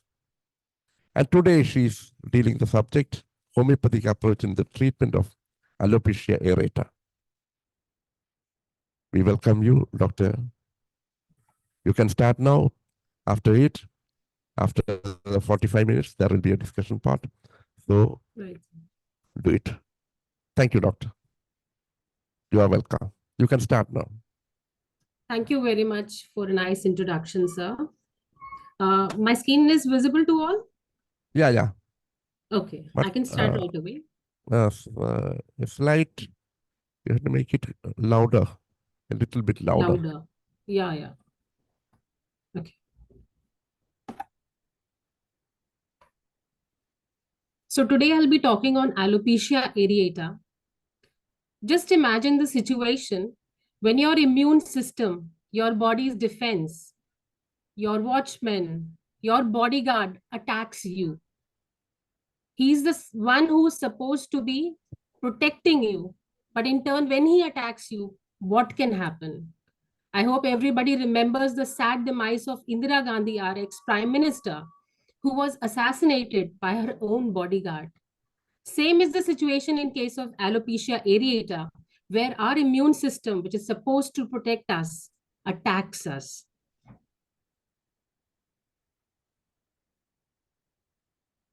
Hair is something everyone likes to have very good hair every day. If your hairstyle is not good for a particular day, that depresses the mood of an individual. Just imagine the case in which people are suffering from alopecia areata. They not only have a physical disease, but they also have the psychosocial repercussions on their health and their mental state. We have a lac follicles there in our scalp. And then basically hair is going through different cycles of growth and constant and then decay, wherein our follicles, they regenerate new hair. So alopecia areata basically happens when the anagen, that is the growth phase in which 85 to 95% of our hair should be, that comes into the telogen, that is the resting phase, wherein no new hair growth is done and hair are being thrown out of the body, or they are basically withering off. So if we treat this root cause, then we can think and treat about alopecia areata. Alopecia was recently in the news when in the Oscars, American actor and rapper, everyone knows about Will Smith. He slapped the comedian who was basically hosting the Oscars because he basically ridiculed Will Smith's wife, who was suffering from alopecia areata. And similarly, our famous Bollywood actress, Sameera Reddy, she also had alopecia areata, and she also specifically spoke about alopecia areata and how she's taking homeopathy to keep it at bay. So let's start with alopecia. It's basically an autoimmune disorder in which our immune system attacks the follicles and destroys the hair, which is not supposed to be done. It is a polygenic disease. Polygenic, why? Because a lot of genes are involved. And if it is there in a particular person's family, then he's more at a risk of having this particular disease. Recently, in a genome-wide association study, it was analyzed that there are 14 genetic loci that are responsible for alopecia areata. Now, this disease causes hair loss on the scalp, face, and sometimes other body areas like under the arms or on the legs. And it is often, most often the people lose their hair in circular coin-sized patches on the scalp, but in more severe cases, they may even lose all of their hair. Now let us have a look at some of the facts related to alopecia. 160 million people worldwide suffer from alopecia. And in the US alone, 6.7 million people suffer from it. And 80% people show the signs of the disease before the age of 40. And what we are experiencing every day in our clinics, that by the age of 20, 40% people experience some symptoms of alopecia. And women are more likely to develop than men. And the higher probability is more among the Asian, Black, and Hispanic individuals. The term alopecia stands for bald and areata stands for patchy. So any hair loss that is patchy, that is basically denoted to alopecia areata. Now let's discuss some of the types of alopecia. It can be patchy as shown in the particular figure. One or more coin-sized, usually round or oval patches on the scalp. It can be totalis when hair loss is across the entire scalp. When you lose all of your head hair, then it can be totalis. And sometimes it is also, the patchy can also progress into universalis, where the hair loss is not only on the entire scalp, the hair part, the head part, it can also be from the eyebrows and the eyelashes. And there are some other rare types of alopecia. One is diffuse, as shown in the picture. You have sudden unexpected thinning of hair all over the scalp in this case. And if hair loss is in a band for sort of a form on the sides, or even it can be at the back of the head. Here it is in the back of the head. That is basically alopecia ophiacis. Now let's look at some of the primary symptoms. Alopecia affects primarily the hair, but in some cases there are nail changes as well. Now people with this disease are usually healthy otherwise and have no other symptoms. Now what are the hair changes that we can see in cases of alopecia? It basically begins with sudden loss of round or oval patches of hair on the scalp, but any part of the body may be affected, such as the beard area in men, or the eyebrows or the eyelashes. And around the edges of the patch, it is seen that there are often short broken hairs like exclamation point hairs that are narrower at the base than at their tip. And there is usually no sign of a rash, redness, or scarring on the bare patches. Some people may also experience tingling, burning, or itching or patches of skin right before the hair falls out. Now, when the patient comes to us, the patient suffering from this, they want to know what will happen with my hair. Will I be treated, or what sort of repercussions can I have? So these are the possibilities related to hair changes. The hair sometimes regrows within a few months. It may look white or gray at first, but may regain its natural color over time. Additional bare patches also develop. This is quite difficult because during our practice, it happens while we are having treatment, new patches still can appear. So it's quite challenging to satisfy your patient. And sometimes when you are not able to prescribe properly, then Doctor, also just this a minute. can happen. Doctor, just a minute. Have you want to show the slides? Slides? You don't have slides, sir. Are they not visible? Yeah, it is not visible. Oh, that was okay. Okay, I'll just show it again.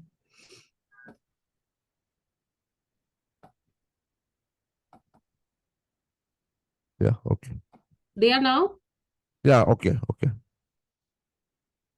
Just a moment.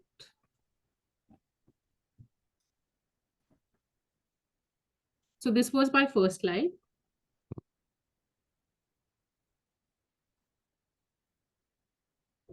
These are the facts which I have just spoken about. These are the types of alopecia areata.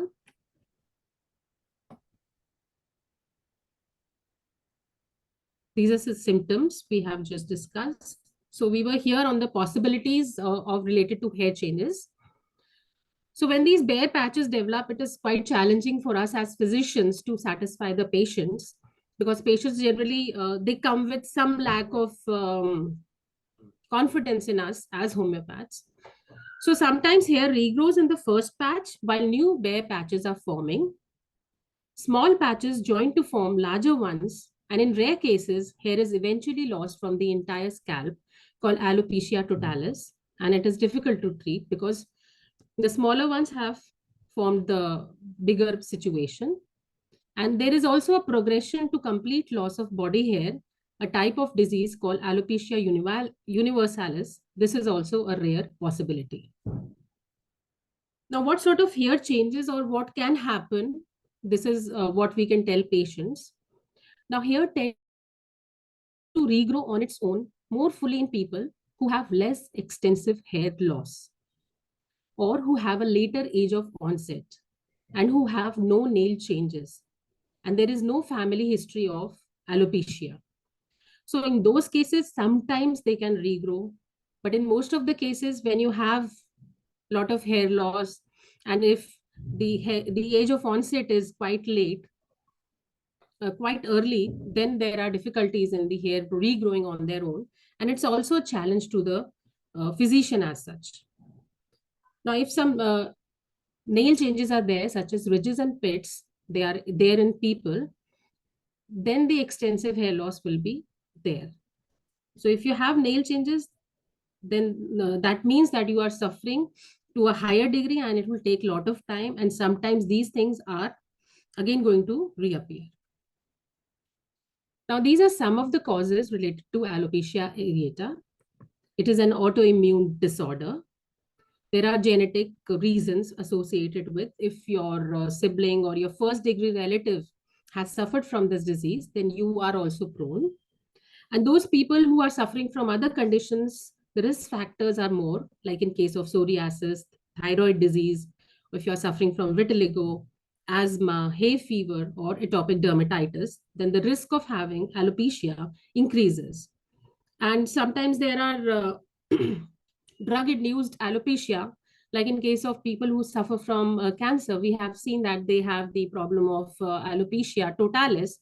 It is due to this drug nivolumab, which they take. And it is basically said like the drug is working when you have alopecia. So for cancer, having alopecia is a good sign, but then it can be caused by a lot of drugs as well. And a few research studies have suggested that people who smoke at least 5 cigarettes per day or who have been smoking since the past 10 years, they have more risk associated with this particular alopecia. And some recent researchers have also shown about a lot of vitamin and mineral deficiencies that have been linked with alopecia, like vitamin D. If the levels are low, then people are more prone to it. And in case of vitamin A, it has been found in some studies, which are still in the nascent stages though, like if the vitamin A is not at the optimum level, whether it is low or whether it is high, so people will have severe symptoms of alopecia areata. Similarly, many studies have shown about zinc, magnesium, vitamin B12.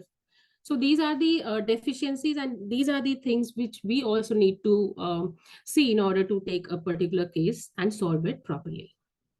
So here, the diet part is also important, because apart from what medicine we are going to prescribe, if the patient is not taking a proper diet, we will not be able to treat him very well. Like vegetables, like broccoli, sweet potatoes, vegetables should be more incorporated in the diet, as well as fruits, which are basically citrus in nature, cherries like apples, and healthy fat should be taken. And apart from this, whole grains, brown rice, rolled oats, quinoa, like that should be incorporated in the diet.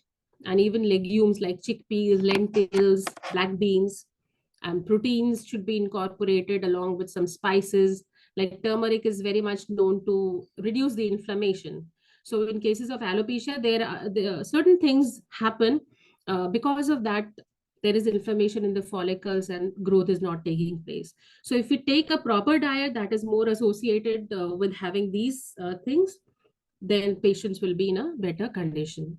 And these are some foods that need to be avoided, like refined sugars that we have in the form of, it can be in the form of soda, it can be in the form of cookies, ice cream. We don't know how we are incorporating sugar these days because everything is containing extra sugar. Apart from that, fast food. Nowadays, children like to have fast food round about every day. And that is why we are seeing a greater number of children who are suffering from alopecia. And refined grains like white bread, white pasta, instant noodles, bagels. And in some studies, it has also found that wheat contains gluten and that inflames the hair follicles. And it is recommended to avoid it also. And when people get lazy, they get frozen dinners. And these ultra-processed snacks, foods, and meals, they make us prone to many diseases. And even processed meat products, and even gluten-containing foods, which I just mentioned, like breads, tortillas, wraps, cakes. So these foods need to be avoided in order to stay away from alopecia. Now let's start with our first case related to alopecia. Now, this case is of a 25-year-old man. He presented with massive hair loss during the past 6 years that first appeared as a loss of hair at a certain area of the scalp and rapidly progressed to involve 70% of the scalp, as well as some areas of the patient's beard and eyebrows within 3 months. Now, this man, he was suffering from alopecia since the past 6 years. He had lost a lot of hair, but since the past 3 months, the intensity of hair loss had increased. And it covered 70% of the scalp and even his beard and eyebrows. Now, this patient, he complained of itching on the scalp in patches with pain in the scalp on touching. He also had a craving for alcohol. See, for a particular homeopath to get to the simillimum, we need to dig deeper. And it's not very easily the patients are going to tell you your habits. You have to dig deeper. And for that, you need to keep asking him questions. And sometimes the patients, they laugh at us, why you asking such questions? And like craving for alcohol, he had a lot of craving for alcohol. And he loved to sing folk songs and was quite famous in his hometown. When he told me this, I was shocked because looking at his face, I could not even imagine that he could be a famous folk singer. I'll show you the picture later on, so you will be able to understand my situation. And he also complained of hoarseness on singing. Now, as generally patients with alopecia, they don't have any other medical conditions, and so was the case in this particular patient. He did not have any comorbidities and was not taking any medicines. He had tried all types of treatment without any success. He visited our center as a last resort. Sadly, this is what is the situation in homeopathy, that people come to us as a last resort. But then if we are wise enough, if we are intelligent enough, we will choose it at the first choice. Homeopathy should be the first choice. Now, this reminds me of an inspiring story of Swami Vivekanand. He was known as Nityanand Datta. So Swami Vivekanand, when he was 8 years old, he loved to climb Champaka tree. So he used to visit his friend's compound where that tree was. And he used to love climbing and dangling down, neck down on that tree. So one day, his friend's grandfather, he saw Swamiji doing that dangling thing. And he was very afraid of Swamiji, like he may get hurt or something might happen. So the grandfather thought of something. He called Nitya and he said, Nitya, you shouldn't be dangling from this particular tree because it has a Brahma Rakshas, basically a ghost who comes at night, and whoever tries to, dangle down the branches, he breaks the neck of the concerned person. So Swamiji, though he was a child, he was a very respectful person and he was very obedient person. So he listened and nodded. And when the grandfather left, Swamiji again started dangling on the branches. Now his friend was seeing him and he said, right now, grandfather has asked you not to do it, but still you are doing it. Why you are doing it? So Swamiji said, don't be afraid. If this particular thing would have been true, it would have happened the first time I dangled down the branches. So it hasn't happened, so it will not happen. So Swamiji was such a person who was a curious person, and he wanted to experiment. He didn't take anybody's word for the truth. He wanted to experience things. If we have such people in our community who want to believe in homeopathy, they should not believe that, oh, for alopecia we don't have a good treatment, so we don't think homeopathy has something to offer. Homeopathy has lot to offer, but we should have people who are ready to experience homeopathy, not as the last resort, but as the first choice. So as Dr. Hahnemann has said in aphorism 5, the ascertainable physical constitution of the patient, especially in case of chronic diseases, his moral and intellectual character, his occupation, his mode of living, his habits, his social and domestic relations, his age, his sexual function, etc. are to be taken into consideration. So when we are taking cases of alopecia, we need to take the patient as the whole. We need to delve deeper. See, we homeopaths are the ones who are the most humane doctors. Humane, why? Because when we take the case, the person bears his internal things to us. We are able to connect with that person. Not only, or we are able to connect him on a mental level, physical level, and even a spiritual level. Most of the patients, they come when we ask so many questions, then they'll say, you have asked me so many questions. No other doctor has asked me so many questions. I feel now I'll be treated here properly. So this is what happens, and this is what Dr. Hahnemann has stated in this aphorism. We need to take each and everything about that constitution of a patient in cases of chronic diseases. More so in aphorism 190, he has also mentioned that all true medical treatment of a disease on the external parts of the body that has occurred from little or no injury from without must therefore be directed against the whole, must affect the annihilation and cure of the general malady by means of internal remedies, if it is wished that the treatment should be judicious, sure, efficacious, and radical. So we need to target, we need to give internal medicines for anything that is external. Doesn't mean it is a superficial thing. So alopecia, though we have the external repercussions on the scalp, we can see it, but it's something which must be guided with internal remedies in order to make sure that cure is taking place. Now, keeping this in mind, we have recently developed a tool which is going to help us in understanding a person deeper. This is the Goiner-Johari protocol, which we have developed, and it is still in the nascent stages. Now here we see the entire circle. This basic circle represents a person as a whole. This is any particular patient that you have. So we have divided it into 4 parts. One is the arena, one is the facade, one is the blind spot, and one is the unknown. So arena is the open area. These are the symptoms that are shared by the patients. These are the investigations we have with us of the patient. Facade is the area wherein the patient will not tell you his symptoms. We have to dive deeper in order to get those particular symptoms from him. And there can be certain habits of the persons which the person wants to hide. Apart from that, there is the blind spot is the area where certain things, certain symptoms which the attendant observes about the patient, certain things the physician observes about the patient, but the patient is not aware of that particular thing. And the last, but not the least important one, is the unknown area, which resurfaces in sleep, or in your subconscious mind, and in the form of dreams also.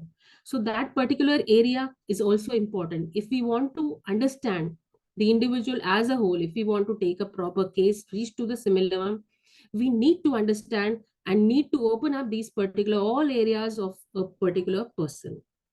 Now let's see how we are going to do it. So the basic thing should be the other areas, all the areas of a person, we need to make them more open. So the key to having a good case is covering all the aspects of a particular person.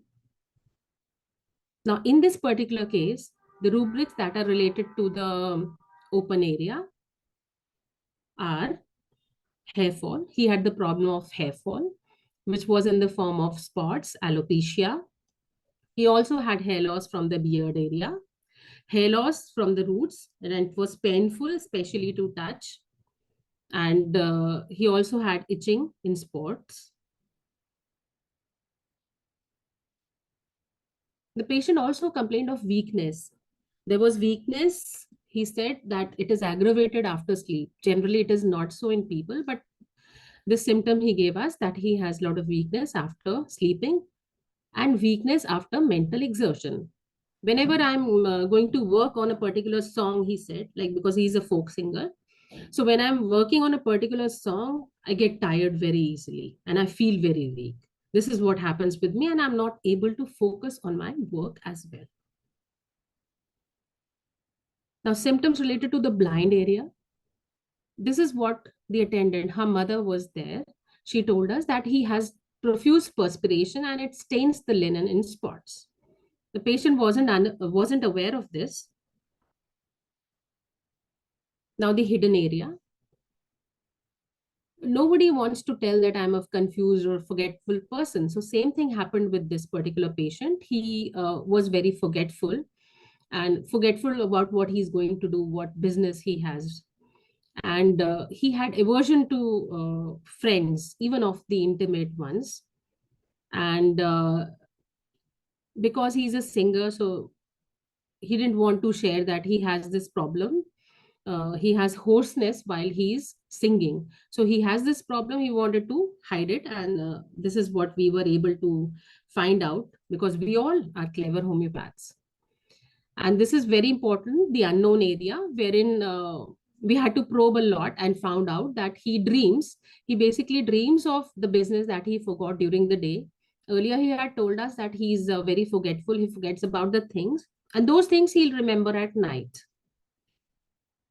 in dreams. This is the past history of the patient.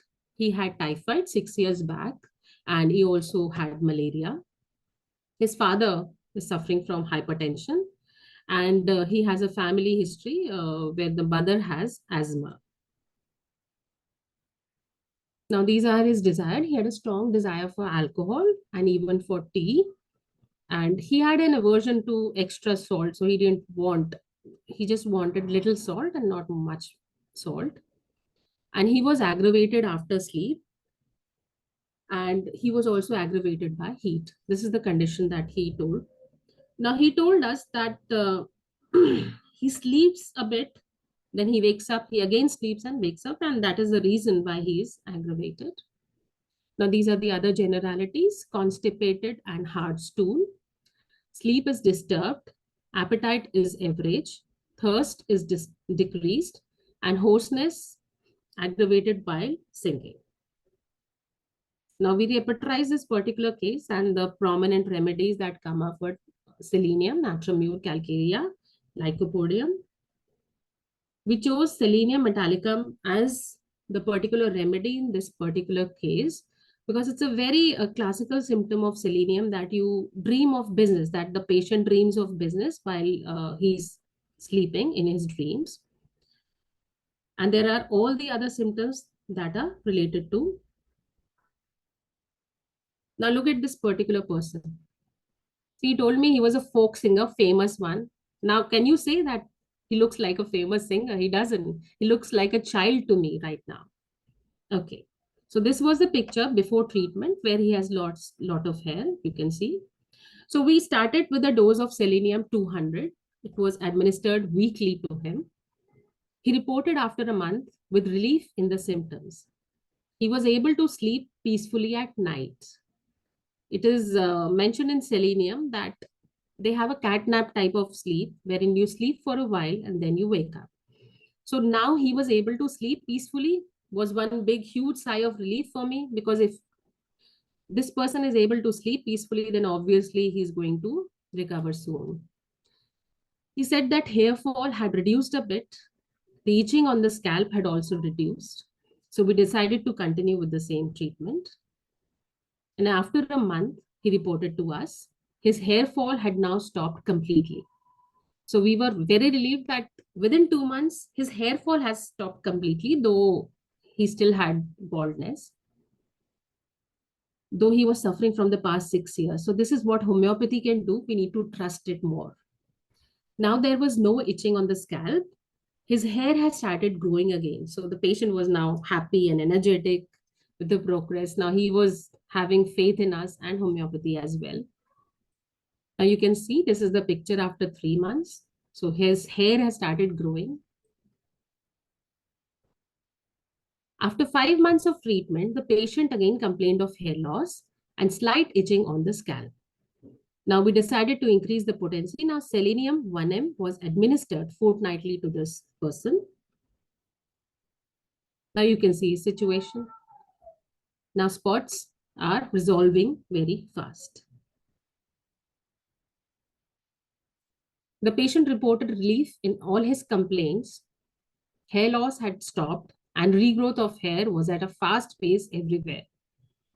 Even his forgetfulness, that part, the memory had also now improved a lot. And we were happy because he was a folk singer. So for him, singing is like a life to him. So he was now able to sing without any complaints of hoarseness. And this is the situation. You can see the growth of hair after 8 months. Then after 9 months of treatment, he recovered completely. Now just see the patient. Now he looks like he's famous and he can be noted as a famous singer. So this is how homeopathy has helped him from first stage to here. We can see the changes here. Thanks to homeopathy, thanks to Dr. Hanneman. Now next is another case of alopecia. Now this case is of a 13-year-old girl who reported to our center with the problem of alopecia. She had 2 bald patches on the scalp since 1.5 years, which were gradually increasing in size. She had taken allopathic and homeopathic treatment without any relief. Now she was basically having 2 patches on her hair since the past 1.5 years. She also complained of itching on the scalp, and she also complained of recurrent pain in the abdomen. Now, because she's a girl and generally people who have girls, they are just worried about how is she going to get married? She has this problem. She has this hair problem. What will their in-laws think? So she's just a child right now, but the parents were extremely worried about the child. Now, this is the past history of the patient. She had recurrent cold problems and she had worms recurrent in childhood. And her mother has the problem of arthritis and grandfather has had the problem of asthma.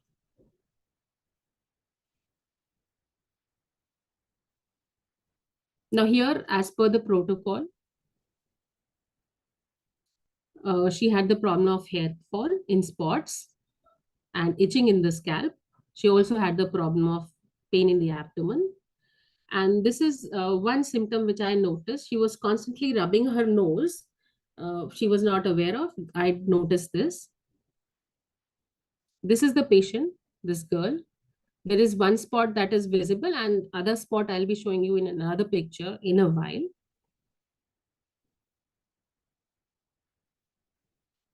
We started the case with a single dose of Sina 200, which was administered to the patient.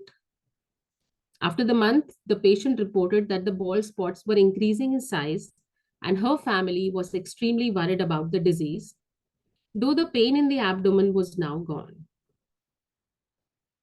See, it's not it's not homeopathy that fails, it's we as homeopaths fail.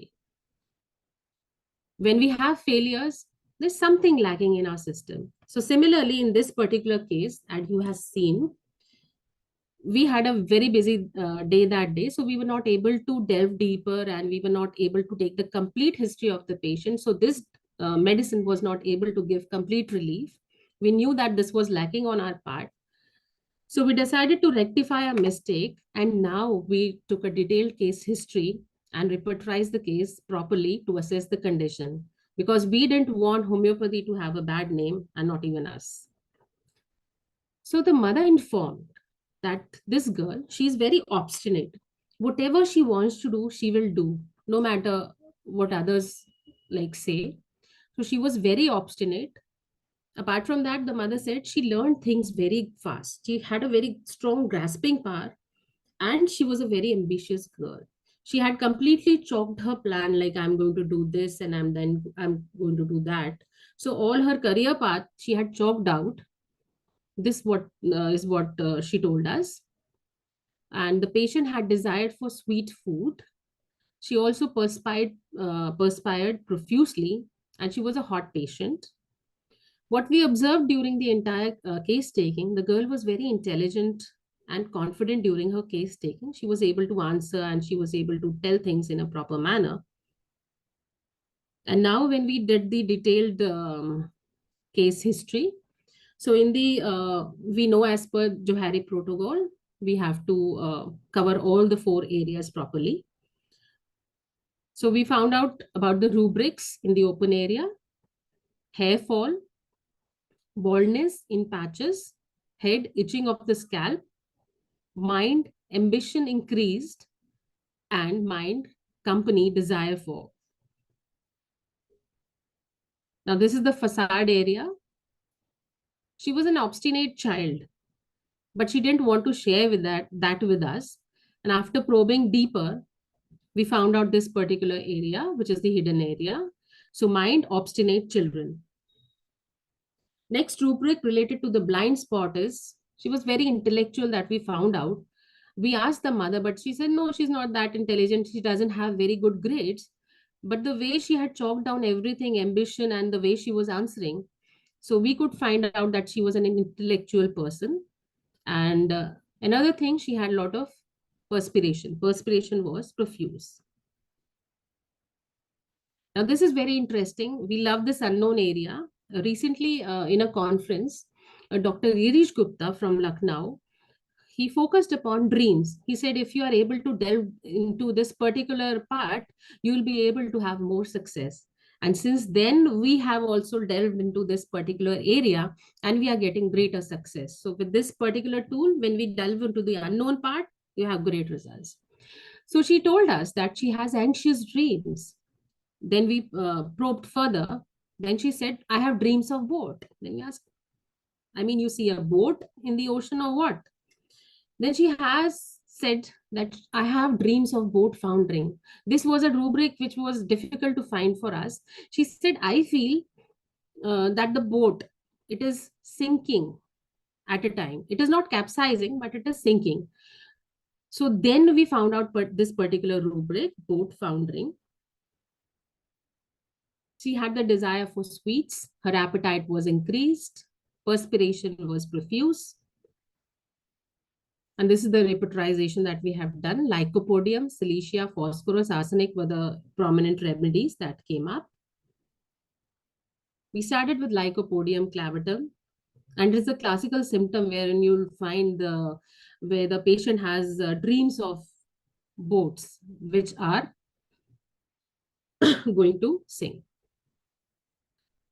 Okay, now we started with a dose of Lycopodium 200, which was given weekly. She reported after a month, she was feeling better and we were feeling much better, because eventually we were able to do justice to this particular case.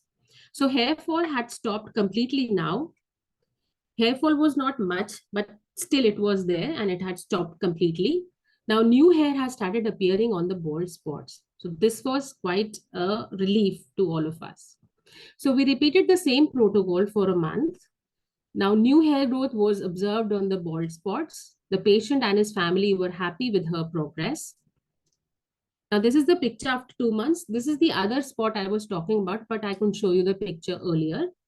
And this is the earlier spot. You can see some hair are originating, they are growing. These are the pictures after 2 months of treatment. Now, after a few months, when Lycopodium 200, we decided to increase the potency to Lycopodium 1M, which was given fortnightly to her. And she reported after a month with relief in the symptoms, which had stopped. New hair had started growing in the bald spots. Now, this is the picture after 6 months of treatment. we can see. We continued the same protocol. The hair had started covering now the bald spots, so we can't say that the spots were there much. The hair were also getting longer. The patient and his family were happy and we were happier. Now this is the picture she has after 8 months of treatment.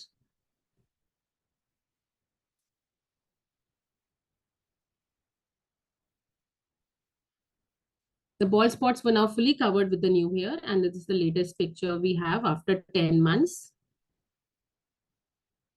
After 10 months, and I'll show you the latest as well.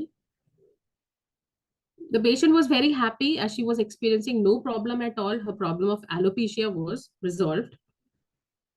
Now this is the patient after 12 months of treatment. We can see the progression here, the relief that she has. Now let's discuss some of the important remedies that are there related to alopecia. Selenium, as we have just discussed, hair fall from the brows, beard, genitals. And in that, when the person doesn't want to be combed, don't comb my hair, doesn't want the hair to be touched, then selenium is the remedy of choice. When pain is there over the left eye, which is worse, walking in the sun, and which is worse by strong odors and tea, and the scalp feels tense.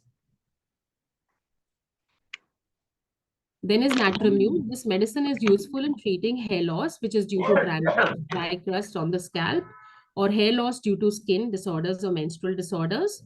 And calcarea carb is a very good constitutional remedy in cases where hair loss is accompanied by increased sweating on the scalp, and a cold sensation can be felt on the scalp as well. Phosphorus is very good remedy wherein hair loss is in the form of a lot of patches. When the hair fall is in form of bunches, when the people say that mere to guchho mein baal gir rahe hain, like in bunches, and the prominently they are falling off from the forehead, and a person needing phosphorus may crave cold drinks and ice creams. And in case of lycopodium, we have just seen the particular case, and it is also very effective in treating premature graying of hair. Then comes Silesia, which is a very useful remedy in case of young people who have hair loss in the frontal and the forehead regions. And in case of nervous and anxious disposition, these people may have cold, sweaty palms. A beautiful remedy next is arsenic album, wherein circular bald patches are there along with itching and burning on the scalp. In arsenic, the symptoms aggravate at night, and the scalp is also sensitive in such cases. Another important remedy is vinca minor, wherein when you have alopecia areata and the hair that are growing, they are replaced by white hair. So this is a remedy of choice in those particular cases. And apart from that, there is violent scratching over the scalp. Next is acid floricum. This is a very important top grade homeopathic remedy for alopecia areata. We have treated a lot of cases with acid flor. It helps in regrowth of hair in the bald patches, and it is also highly suitable medicines for hair fall after fever. Next, we have Kali carbonicum. It is useful in cases where hair fall is from the roots. This medicine prevents hair loss and gives thick, lustrous, and wholesome hair. Arnica montana is also a very good hair medicine, which improves the blood circulation, and it stimulates the follicles, hair follicles, to start growing up hair. And it is also very useful in treating female pattern baldness. Next remedy is graphitis, in which there is patchy baldness on the scalp or hair fall is from the sides. And it also prevents hair loss for itchy scalp, where there are eruptions with sticky discharge. So graphitis is a very good remedy in those particular cases. Next important hair remedy is Vesparin, where hair falls and grows rapidly, and you have hard, brittle, and lusterless hair. Now, beautiful remedy is sulfur. Sulfur is a very beautiful remedy in which hair fall is after parturition, and it is from the occiput and the eyelashes. And you have dandruff, hair is dry, the scalp is sore to touch with violent itching, which is aggravated when getting warm in the bed and washing. And hair can be gray and they can be offensive, dry, cold, and hard.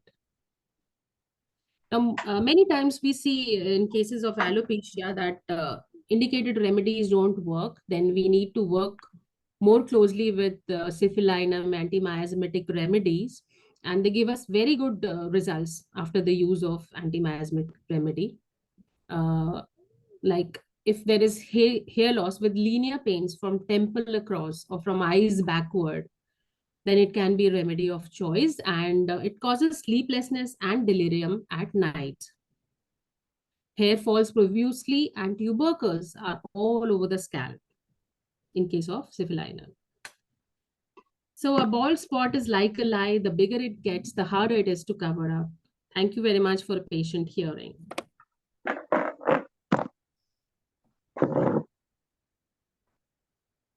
Hello.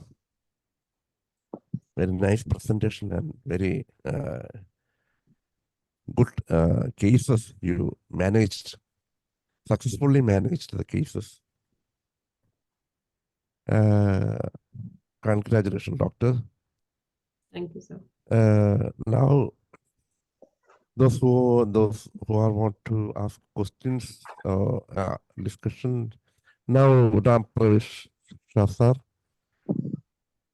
unmute sir and ask. Thank you,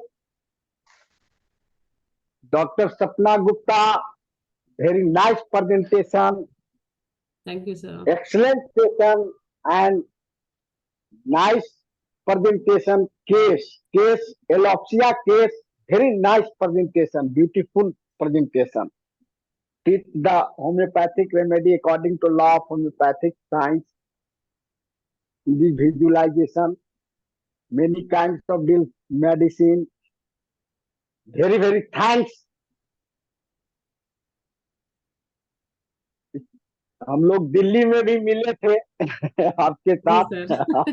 हाँ,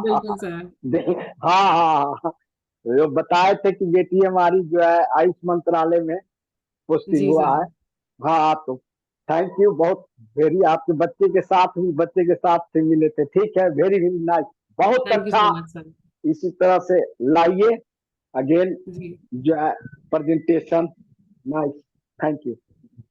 thank you sir. Thank you. Doctor, I have some experience. I had some experiences with these cases, syphilinum and arsenic iodide, puja and pulsatilla. I used in many cases. I got a wonderful result in such cases. But have you ever used these medicines for this type of cases? Yes, sir. Definitely, we have used these medicines. Thuja occidental is a very good medicine. We have also used many nosodes as well, like tuberculinum, carcinosinum. These remedies have given us very good results when we were not able to get good results, and when it was indicated. There are a lot of medicines which I have obviously not covered, but there are a lot of medicines which have given us very good results. Similarly, in case of phosphorus is a very excellent remedy that has yielded good results. People are coming with lot of hair fall. Sometimes the patient bring their hair with us, their hair. Like, this is my bunch, this is how it is falling. So in those cases, very nice, we are getting results in case of alopecia. And moreover, what we have seen, sir, is if there is vitamin D deficiency, we need to work on that. Only then some failures can turn into success. What we saw in our practice was that, like, in many cases we were not getting results when even the indicated remedy was given. We tried other things, but vitamin D levels were very low. So when we supplemented that with diet and with certain supplements, we were able to get very good results. So we should basically get a thorough checkup of the patient.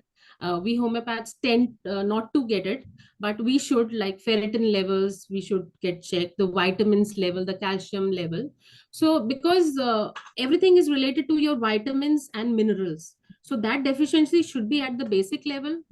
And apart from that, what we have seen, like earlier we were not much focused on diet. We just tell them in a superficial way. Now we specifically tell the patients like this is the particular foods that you have to avoid, and that reduces the inflammation. And I think we are getting very good results with that particular thing. So we must take a holistic view apart from medicines, diet, regimen, and supplementation as and when required. If it's helpful, I have seen that Kali Sulf is very much like what you said. Yeah. As a supplementary medicine, we can the tissue remedies can be used. Kali Sulf. Very true. That is, Very true. I normally use in many all cases I use. Okay. So now Dr. Danesh is want to Danesh doctor, unmute doctor, and ask. Yes, good evening, Dr. Sapna. It's Good really evening. a very good session, and you have shown the power of homeopathy with single medicine in this presentation. And frankly, even though in the case you gave Sina, but unfortunately you didn't wait for the Sina to complete the cure. Sometimes that might have bring the result if you have waited for some more time, because as the first symptom, that the lower abdominal pain, was relieved by the Sina itself, and she used to rub the nostrils all the time, and you didn't go for the mental symptoms, mental general, the hidden symptoms of the patient in the first part. But frankly, usually people have a mental trauma in all those conditions, but I have noted in these cases. Very recently, I have a case of this same problem with a child with just 10 years, and she was having just like a bald, her head was just like becoming more and more baldness, and like a man, and her eyebrows and all those things were, hairs were falling from all the part, and she was ashamed to go to school also. And her mother was a nurse working at UK. And when she noted all these things, she was much worried. She postponed her, she resigned from her job and to look after her, and she was staying with her. And they applied a lot of allopathic cream as well as medicine. The skin specialist even tried with the steroid also. So the condition was becoming worse day by day. When I took the case, what I found that the patient was having a recurrent respiratory tract infection. They used to give a lot of medicine for that.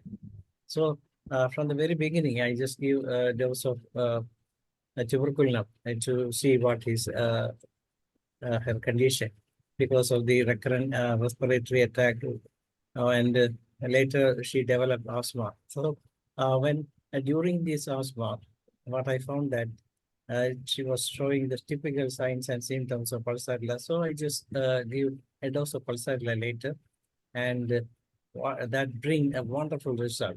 Along with pulsatilla, I just used to give a biochemic medicine, calcarea force, 6 X, 4 tablets tedious.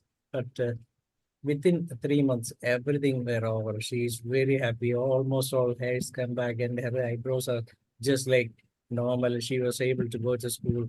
And this is the beauty of homeopathy. As you pointed out, whatever be the medicine, you will have to wait and see whether the patient is improving or not. If once the patient is improving, you can just wait. So actually, what I found that in those conditions, how these things developed was she, because of the over medication for a recurrent cold, a respiratory tract infection, it was the reason behind this illness. And once they stopped all those medication, and we were able to go ahead with our medicine, she was totally cured. As in the case of lycopodium, you shown. Of course, lycopodium was the remedy. They used to hide things, and only when you get go into deep depth, then only they start opening their stories like that. But you got all these symptoms from the bystanders, and that may be the reason why you won the case, and lycopodium cured the case. Anyway, We hope that you can present some more cases in the future. Please share your number here so that we can bring you more back again and again. Thank you very much. Sure, sure. I'll just do that. Thank you so much, sir. Thank you, Dr. Ganesh. And I just asking you one question. Have you ever male type baldness? Have you ever treated? Male type of baldness. So are you talking to me? Yeah. Okay, so it's difficult to treat, but then at least we can help the patient in stopping the hair fall. But because in that it is a scarring type of hair fall, so it's difficult to have the regrowth of hair. But we can just we tell the situation and we tell them like we can help you with restoring what is here, what is left. That's it. Thank you, doctor. Thank you Now so the much. time is running out, so now our guest came and he's from America, so I am not losing time. Now, doctor, we are concluding this session and we are going to the next session, Malayalam session, our local language. So I invite Doctor. Doctor, thank you very much for your wonderful presentation and everything. Thank you so much. So we are again and again, we are calling you, we will call you and you must come. And now we are concluding I've this shared my session number now. also. Okay, you put it in the chat box. Yeah, I've done it. Okay. Got it. Now I invite Dr. Manoj. You're not a co-host. Manoj to do the next moderation. No. Okay. Thank you all. Thank you. നന്ദി doctor Hubert. നമ്മുടെ guest doctor Venugopal Reddy sir join ചെയ്തിട്ട് അദ്ദേഹത്തെ ഒന്ന് co-host ആക്കണം. Okay. എല്ലാവർക്കും നമസ്കാരം. IFPHന്റെ 1251 ദിവസത്തെ മലയാളം പരിപാടിയിലേക്ക് സ്വാഗതം. ആദ്യം ഒരു നിമിഷത്തെ മൗന പ്രാർത്ഥന. Dr. Manoj,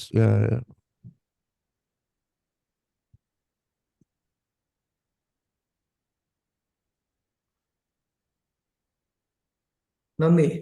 ഹ്യൂബർട്ട് ഡോക്ടറെ എന്താ ഡോക്ടറിനെ ഹോസ്റ്റ് ആക്കിയിട്ടുണ്ട് ഞാൻ. Okay.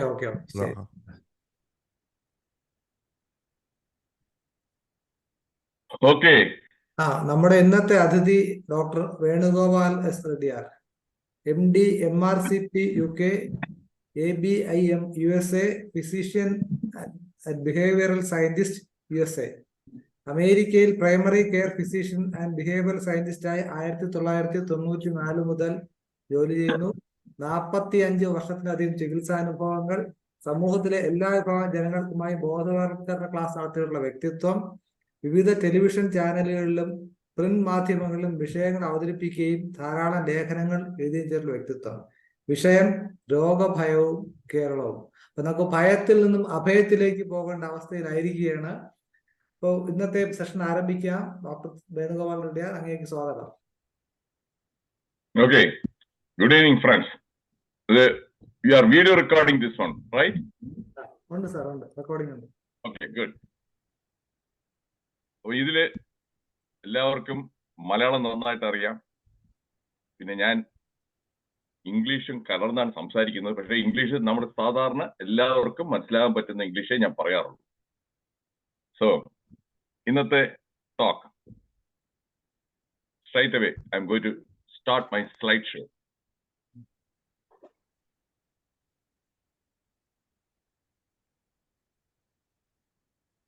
I assume my slide is visible and I'm audible. Okay. Nosophobia. അതാണ് ഇതിന്റെ മെഡിക്കൽ ടേം. അതായത് രോഗഭയം.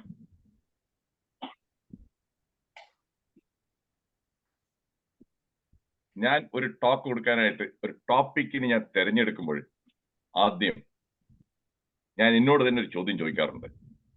ഈ ടോക്ക് കൊണ്ട് കേൾക്കുന്നവർക്ക് വല്ല പ്രയോജനവും ഗുണമോ കിട്ടുമോ? അവർക്ക് പ്രയോജനവും ഗുണവും ഉണ്ടെന്നുള്ളത് എന്റെ ഉള്ളിൽ തന്നെ വോയിസ് പറയണം. Yes, this talk will be useful and helpful. Okay. രണ്ടാമത്തത്, എന്തൊക്കെയാണ് ഈ ടോക്കിന് ഈ കൊടുക്കുന്ന ഇതിലെ കണ്ടന്റിനെ സപ്പോർട്ട് ചെയ്യാനായിട്ടുള്ള ഫാക്ട്, എവിഡൻസ്. ഒരു നമുക്ക് പറയുമ്പോൾ അതിനെ ഒന്ന് ആധികാരികത വരുത്താനായിട്ട് ഫാക്ട്സ് വേണം, എവിഡൻസും വേണം. അപ്പോൾ അതാണ് പിന്നെ ഞാൻ ഉറപ്പുവരുത്തുന്നത്.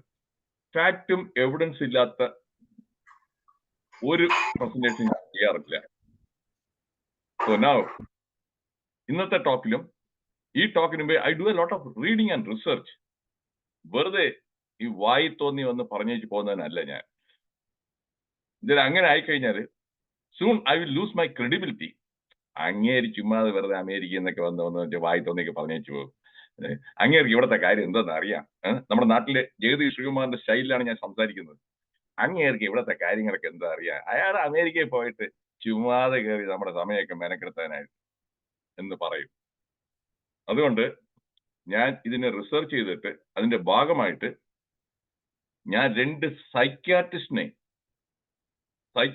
നാട്ടിൽ പ്രാക്ടീസ് ചെയ്യുന്ന 2 സൈക്യാട്രിസ്റ്റുമായിട്ട് ഞാൻ അവരുമായിട്ടും ഒന്ന് ഡിസ്കസ് ചെയ്തു. ഞാൻ ഇന്നത് പറയാൻ പോകുന്നു, ഈ പറയുന്നത് ഫാക്ച്വൽ ആണോ, ഡു യു എഗ്രി? അവർ പറഞ്ഞു യെസ്.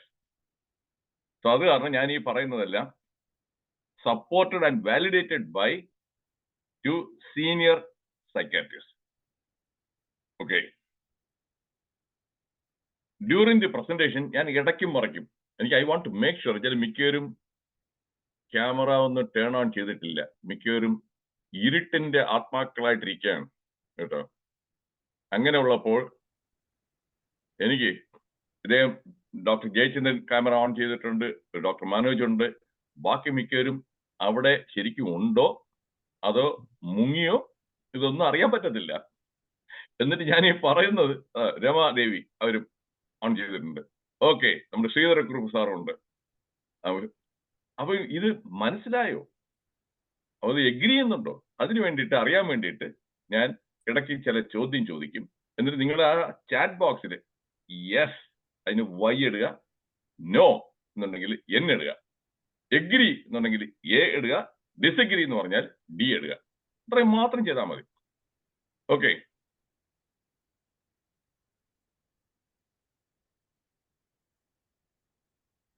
ആദ്യം ഡെഫിനിഷൻ. ഏതൊരു ടോക്ക് കൊടുക്കുന്നതിന് മുമ്പ് ആ ടോപ്പിക്കിനെ കുറിച്ച് ആദ്യം ക്ലിയർ ഒരു ധാരണ വേണം. ഫിയർ, എല്ലാവരും പറയും ഫിയർ ഫിയർ ഫിയർ. ഭയം എന്താണ്?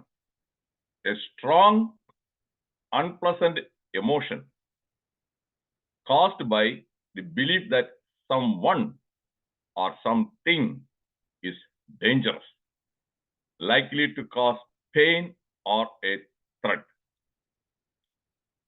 സുഹൃത്തുക്കളെ, ഈ പറഞ്ഞ ഡെഫിനിഷൻ ക്ലിയർ ആയോ, മനസ്സിലായോ? ഉണ്ടെങ്കിൽ ഒരു വൈയട്ടെ, ഒരു വൈ ഡബ്ല്യു ഇട്ടാ മതി. അപ്പോൾ തന്നെ യെസ് വേലപ്പം പിള്ളജി, യെസ് ജി, ഗുഡ്. അപ്പൊ ഡെഫിനിഷൻ ക്ലിയർ. അപ്പൊ ഈ ഇത് തന്നെ ഒന്ന് പറയാം. ഫിയർ 2 ടൈപ്പ് ഉണ്ട്, real fear or imaginary fear. അതായത് ശരിക്കും ഒരു ത്രെട്ട് അല്ല. ഞാനിപ്പോഴും ഇദ്ദേഹം ജയചന്ദ്രൻ ഒരു ഗുണ്ടയാണെന്ന് പറഞ്ഞ് അങ്ങനെ എന്നെ ഒന്ന് തല്ലു എന്നൊക്കെ ഞാൻ വിചാരിച്ചു കഴിഞ്ഞാൽ അത് റിയൽ അല്ല. അങ്ങേര് ഗുണ്ടയല്ല, കിണ്ടയല്ല, അങ്ങേര് പാവം ഒരു ഡോക്ടർ, ഹോമിയോപ്പതി. ഇതാണ്, അതാണ് റിയൽ ഫിയറും ഇമാജിനറി ഫിയറും. അപ്പൊ അങ്ങനെ അസുഖങ്ങളെ കുറിച്ചുള്ളതും റിയൽ, ഇമാജിനറി. സോ ഇന്നത്തെ മെയിൻ ടോക്ക് കൂടുതലും നമ്മുടെ ഇമാജിനറി ഫിയേഴ്സ്. അത് കൊണ്ട് എന്തൊക്കെയാണ് സംഭവിക്കുന്നുള്ളത്. അപ്പൊ ആദ്യം കുറെ കൊട്ടേഷൻസ് ഞാൻ കാണിക്കും.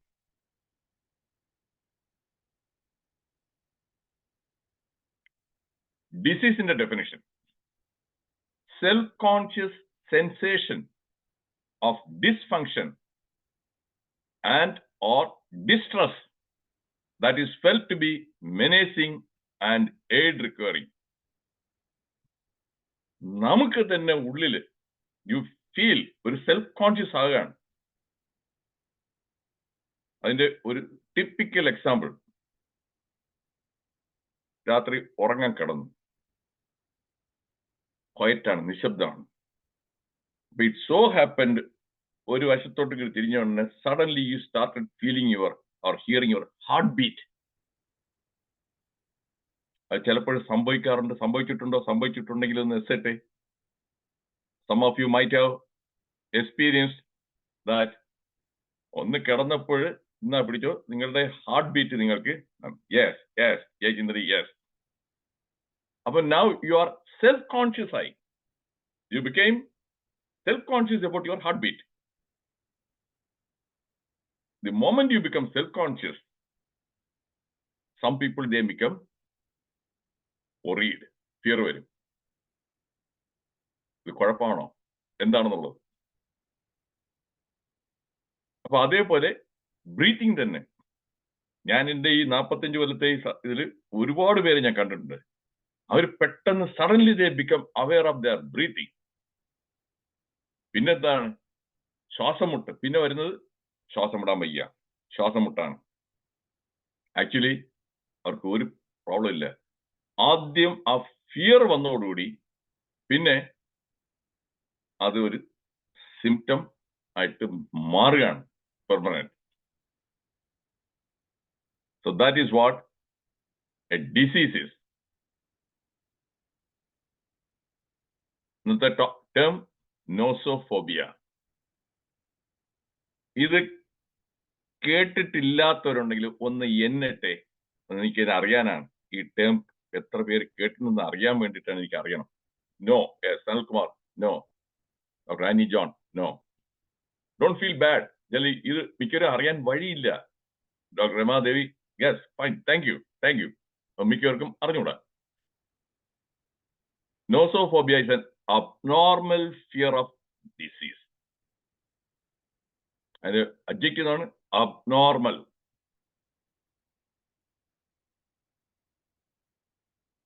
ഇനിയാണ് നമ്മുടെ കുറച്ചതായിട്ടുള്ളൂ സമയം. നമുക്ക് ആ കൂടി കഷ്ടിച്ച് 1 മണിക്കൂറല്ലേ ഉള്ളൂ. Manorama news paper. ഭീതിയായി പടരുന്നു ഡെങ്കിപ്പനി. തീരദേശ മേഖലകളിൽ ഒട്ടേറെ പേർ ചികിത്സയിൽ. ഇതിന്റെ പടം നോക്കിക്കോളൂ. പടം വായിക്കാത്ത ഒരു തെർമോമീറ്റർ വലുതായിട്ട് വരച്ചു വെച്ചിട്ടുണ്ട്. അവിടെ ആ കൂടി വരണ്ട് പേടിച്ച് നിൽക്കുന്ന ഒരാളുടെ ഒരു രൂപം. ഡെങ്കിപ്പനി തീവ്രം. 2 ദിവസത്തിൽ 252 പേർക്ക്. എന്നാ ആ പേജിന്റെ അര പേജ് ഒരു കൊതുകിന്റെ പടം. ഈ പറയുന്നതെല്ലാം ശരിയാണോ എന്റെ ഫ്രണ്ട്സ്? ശരിയാണെങ്കിൽ ഒന്ന് വയ്യട്ടെ. ഇങ്ങനെയുള്ള വാർത്തകൾ ഇത് റിലവന്റ് ആണ്. ഞാൻ ഈ പറഞ്ഞു വരുന്നത് ടോപ്പിക്കിലോട്ട് കറക്റ്റായിട്ട് കണക്ട് ചെയ്യാനാണ് ഞാൻ ഈ പറയുന്നത്. നിങ്ങളെല്ലാം കണ്ടിട്ടുണ്ടോ? സനൽകുമാർ, മനോജ് ജി കണ്ടിട്ടില്ല, അപ്പൊ പത്രം വായിക്കാറില്ല. ഓക്കെ, പത്രം വായിക്കുന്നവരെയാണ് ഞാൻ നോക്കുന്നത്. ഇതിൽ നിന്ന് ഒരു ഐഡിയയും കിട്ടി എത്ര പേരാണ് ന്യൂസ് പേപ്പറൊക്കെ കാണുന്നതും വായിക്കുന്നവരുണ്ടെന്നൊക്കെ. Okay fine. അപ്പോഴങ്ങനെ ഇത് മുസാമില്ലു യെസ്. എന്താണ് ചെറിയ ഒരു കൊതിന്റെ പടം ഇട്ടാ പോരെ? എന്തിനു കൊതിന്റെ പടം ഇടണം? ഇടുന്നത് എന്തിനാണ് ഇത്രയും വലുതായിട്ട് പെരുപ്പിച്ചിടണം? ആലോചിക്കേണ്ട കാര്യമാണ്. പത്തനംതിട്ടയിൽ ഇന്നലെ 186 പേർ കോവിഡ്. അവിടെ നോക്കിക്കൊള്ളേ, എത്ര വലിയ പടമായിട്ട് ആ കോവിഡ് ഇതിന്റെയൊക്കെ. ഞാൻ പറഞ്ഞു വരുന്നത്, ഞാൻ എൻ്റെ സൈക്കാട്രിസ്റ്റ് ഫ്രണ്ട് എടുത്ത് സംസാരിച്ചപ്പോൾ പുള്ളിയും പറഞ്ഞതാണ്, നമ്മുടെ മീഡിയ, ഈ main stream media and social media, ഇതിൽ കൂടെ ഉള്ള മിസ് ഇൻഫർമേഷൻ, ഡിസ്ഇൻഫർമേഷൻ, ഇതാണ് അങ്ങനെ കുത്തിവെക്കുകയാണ് ഫിയർ, ഫോബിയ. ഇതിനെക്കുറിച്ച് തന്നെ ആലോചിച്ച് അങ്ങ് വരണ്ടു പോകും. ഇങ്ങനെ വരണ്ടു പോകുന്നത് നിങ്ങൾക്ക് കൊള്ളാം, ഹോമിയോപ്പതിക്കാർക്കും ഡോക്ടേഴ്സിനും കൊള്ളാം. ഇങ്ങനെ വരണ്ടു വരുമ്പോഴേ കാശ് കിട്ടത്തുള്ളൂ. ആൾക്കാർ കൂടുതൽ രോഗികളായിട്ട് പേടിച്ചു വരുമ്പോൾ അതുകൊണ്ട് ഗുണം ആർക്കാണ്? ഡോക്ടേഴ്സിന്, ലബോറട്ടറികൾക്ക്, CT സ്കാൻ സെന്ററിന്, മെഡിക്കൽ സ്റ്റോറിന് ഗുണമുണ്ട്. ഇതുകൊണ്ട് എത്രത്തോളം ഇവർ പേടിക്കുന്നു അത്രത്തോളം ഇവിടെയുണ്ട് പോസിറ്റീവ്. പക്ഷേ സൊസൈറ്റി കഷ്ടമാണ്. അവരുടെ ജീവിതം, ഈ പേടിച്ച് പേടിച്ച് ജീവിക്കുന്ന ആളുടെ ജീവിതം എന്ന് പറഞ്ഞാൽ it is a living hell, നരകമാണ്.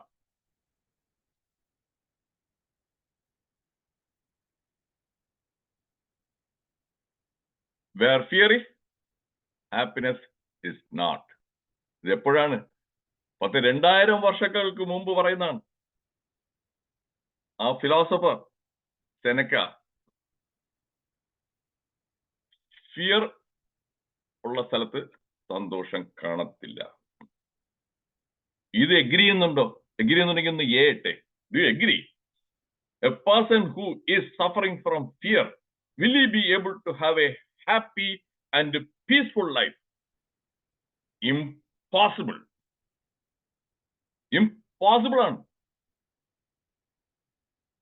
അപ്പൊ അത് നമുക്ക് എങ്ങനെയെങ്കിലും ഇനിയെങ്കിലും കുറെ പേരെങ്കിലും രക്ഷപ്പെടണം. എന്റെ ഈ ടോക്ക് ഞാൻ കൊടുക്കുന്നതിന്റെ കാരണം തന്നെ ഈ ഇരിക്കുന്നവർ മിക്കവരും ആ പേടി കാണത്തില്ലായിരിക്കും. Because most of you are homeopath.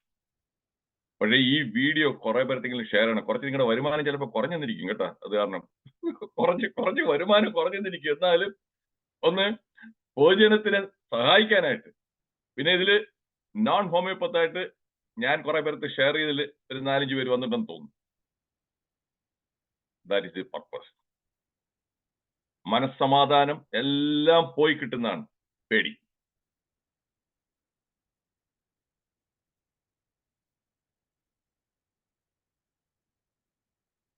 Only when we are no longer afraid do we begin to live.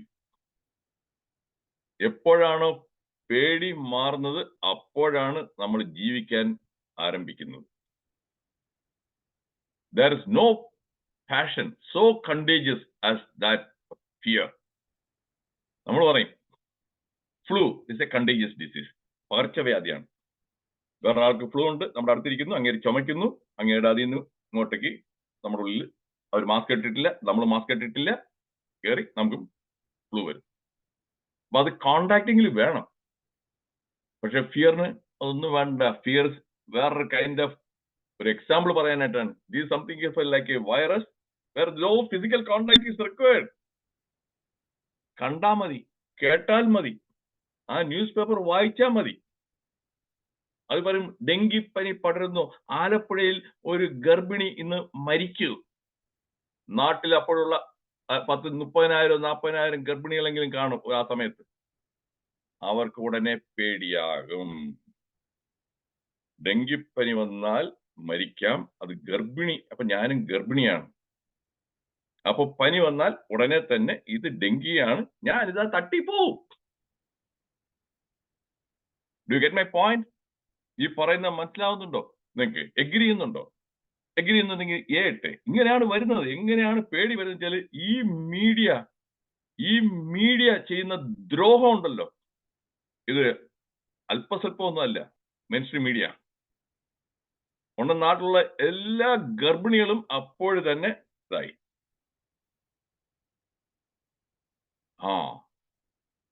Chicken ഗുനിയ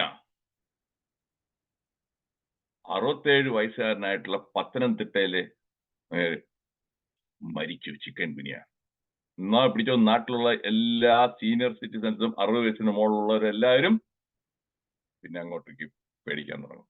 പനി വന്ന ചിക്കൻ ഗുനിയ പത്തനംതിട്ടയിൽ എങ്ങനെ മരിച്ചു കേട്ടോ. അങ്ങനെ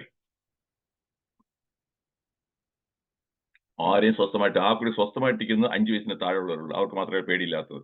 അവർക്ക് ഇതിനെക്കുറിച്ച് അറിഞ്ഞുകൂടാത്തതുകൊണ്ട്. പക്ഷേ ഒരു ഏജ്, ഒരു 10 വയസ്സ് കഴിഞ്ഞോ പിന്നെ അപ്പോൾ തുടങ്ങുകയാണ് ഈ രോഗഭീതി.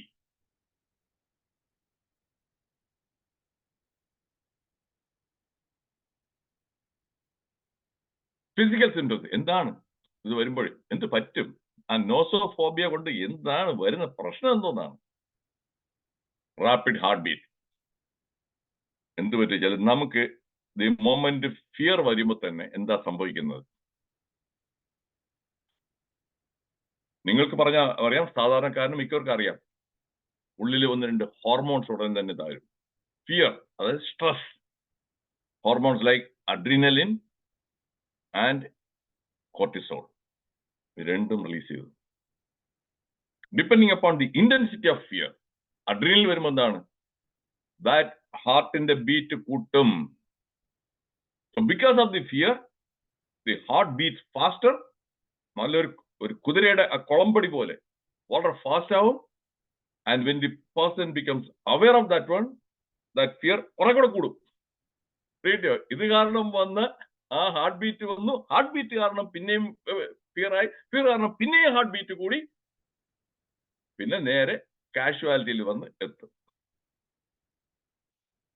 ഇത് എത്ര പേര് ഞാൻ കണ്ടിട്ടുണ്ടെന്നറിയാം. നാട്ടിൽ ഞാൻ പ്രാക്ടീസ് ചെയ്തതാണ്. നാട്ടിൽ ഇങ്ങോട്ട് അമേരിക്കയിൽ വരുന്നതിന് മുമ്പ് മെഡിക്കൽ കോളേജിലും ഒ പിയിലും കാഷ്വാലിറ്റിയിലും ഞാൻ വർക്ക് ചെയ്തിട്ടുള്ളതിനാണ്. അത് കാരണം എനിക്ക് ഫസ്റ്റ് ഹാൻഡ് നോളജ് ആണിത്. അങ്ങനെ പാൽപിറ്റേഷൻ വരുന്നതിൽ ഞാൻ കണ്ടിട്ടുള്ളതിൽ ഒരു കുറഞ്ഞത് ഒരു മോർ ദാൻ ഒരു 50% of them anxiety and fear ആണ്. So that is one symptom. രണ്ടാമത്തെ റാപ്പിഡ് ബ്രീത്തിങ്. അതും ഈ ഹോർമോൺസും ഇതെല്ലാം വരുന്ന ഫിയർ എല്ലാം വരുമ്പോൾ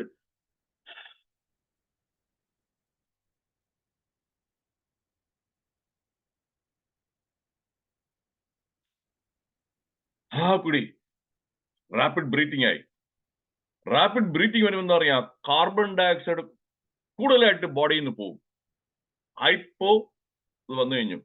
അത് വരുമെന്ന് അറിയാം ടിംഗ്ലിങ്, നംബ്നെസ്, വിരലിന്റെ അറ്റത്തെല്ലാം ചെറുതായിട്ട് സൂചി കുത്തുന്ന പോലെയും ചുണ്ടിന്റെ ചുറ്റുമെല്ലാം ചെറിയൊരു മരവി പോലെ ആവും. അപ്പം കുറെ കൂടെ ആങ്സൈറ്റി ആയി കൂടും. ഞാൻ അതിന്റെ ബയോളജിക്കൽ മെഡിക്കൽ എക്സ്പ്ലനേഷൻ തരികയാണ് എന്തുകൊണ്ടാണ് സംഭവിക്കുന്നുള്ളത്, ബ്രീത്തിങ്ങിൽ വ്യത്യാസം വരുന്നത്. അതുകൊണ്ടല്ലേ ചിലവർ ഒന്ന് നീട്ടി ശ്വാസം വിട്ടേ 3 തവണ, ഒന്ന് കാമാകാനായിട്ട്, മൈൻഡിനെ കാം ചെയ്യാനായിട്ട്. മെഡിറ്റേഷനിൽ എന്താണ് പറയുന്നത്? കൺട്രോൾ യുവർ ബ്രീത്തിങ് അതിനെ ഒന്ന് റെഗുലേറ്റ് ചെയ്യുമ്പോൾ മൈൻഡ് കാം ആവും. ഞാൻ യോഗ 3 വർഷം ഞാൻ യോഗ നാട്ടില് 1-on-1 ഞാൻ ട്രെയിനിങ് എടുത്തുള്ളവനാണ്. എന്റെ ഗുരു അദ്ദേഹം ഇപ്പോഴും ജീവിച്ചിരിപ്പില്ല. അന്ന് തന്നെ ഞാൻ പോകുമ്പോൾ തന്നെ അദ്ദേഹത്തിന് 70 വയസ്സിലേറായിരുന്നു. ഒരു ബാലകൃഷ്ണ ശർമ്മ, തിരുവനന്തപുരത്ത് മറ്റേ വെസ്റ്റ് ഫോർട്ടിലായിരുന്നു. അദ്ദേഹം പറഞ്ഞാണ്, ഡോക്ടർ, മൈൻഡ് ആ എമ്മിനെ ഒന്ന് തിരിച്ചിട്ടാൽ W ആവും. Mind and wind is breathing. Okay, mind and wind ഇത് രണ്ടും വളരെ ക്ലോസ്ലി കണക്റ്റഡ് ആണ്. ഇത് ഇൻട്രസ്റ്റിംഗ് ആയിട്ട് തോന്നുന്നുണ്ടെങ്കിൽ എസ് ആയിട്ട് കേൾക്കട്ടെ. ഞാൻ ഈ ഓരോ ഫാക്ട് പറയുമ്പോൾ ആർക്കെങ്കിലും അത് ഇതായിട്ട് കേൾക്കുന്നുണ്ടോ എന്ന് അറിയണ്ടേ. ഇൻട്രസ്റ്റിംഗ് ആണ്, ശരിയാണെന്ന് തോന്നുന്നുണ്ടോ? ഇതൊക്കെ നിങ്ങൾ ഒരു ബുക്കിലും വായിച്ചു കാണത്തില്ല. Yes Sindhuji, yes. അപ്പൊ അങ്ങനെ mind and wind. So that is what is happening. Yes Ramadeviji, good, thank you. അടുത്തെന്താണ്? സ്വെറ്റിംഗ്. ഓബ്വിയസ്ലി പേടിക്കുമ്പോൾ തന്നെ വേർക്കാൻ തുടങ്ങും. മസിൽ ടെൻഷൻ വരുമ്പോൾ എന്താ അറിയാം? വേദന. മസിൽ കൂടുതലായിട്ട് ടെൻഷൻ ആയി കഴിഞ്ഞാൽ വേദന. അതാണ് ടെൻഷൻ, ഹെഡേക്ക്. നല്ലൊരു ശതമാനം ഹെഡേക്കും ടെൻഷൻ ഹെഡേക്കാണ്. മസിൽ ടെൻഷൻ, ഫറ്റീഗ്, ക്ഷീണം, ടയർഡ്നെസ്, ഇൻസോമിനിയ, ഉറക്കക്കുറവ്. ഉറങ്ങാൻ കിടന്നാൽ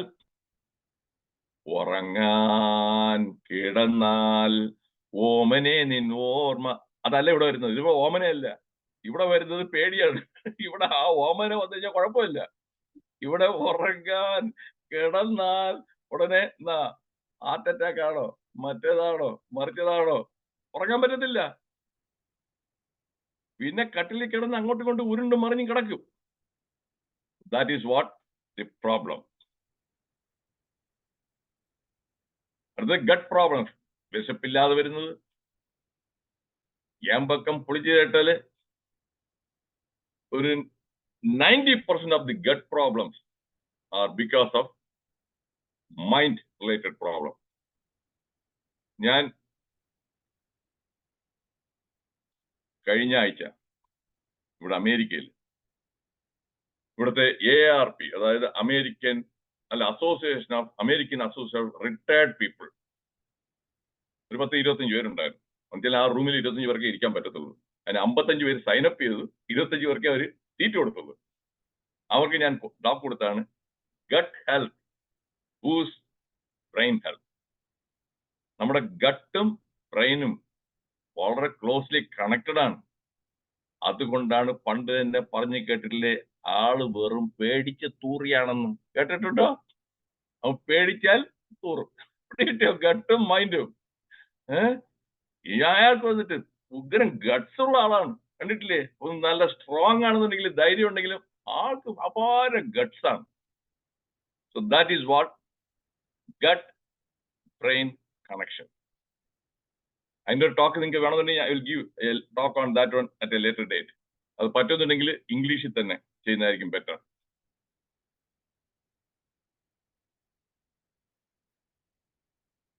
സൈക്കോളജിക്കൽ സിംറ്റംസ്, ഇത് മറ്റത്രയും ശാരീരികമായിട്ട് അനുഭവപ്പെടുന്ന ലക്ഷണങ്ങളാണ്.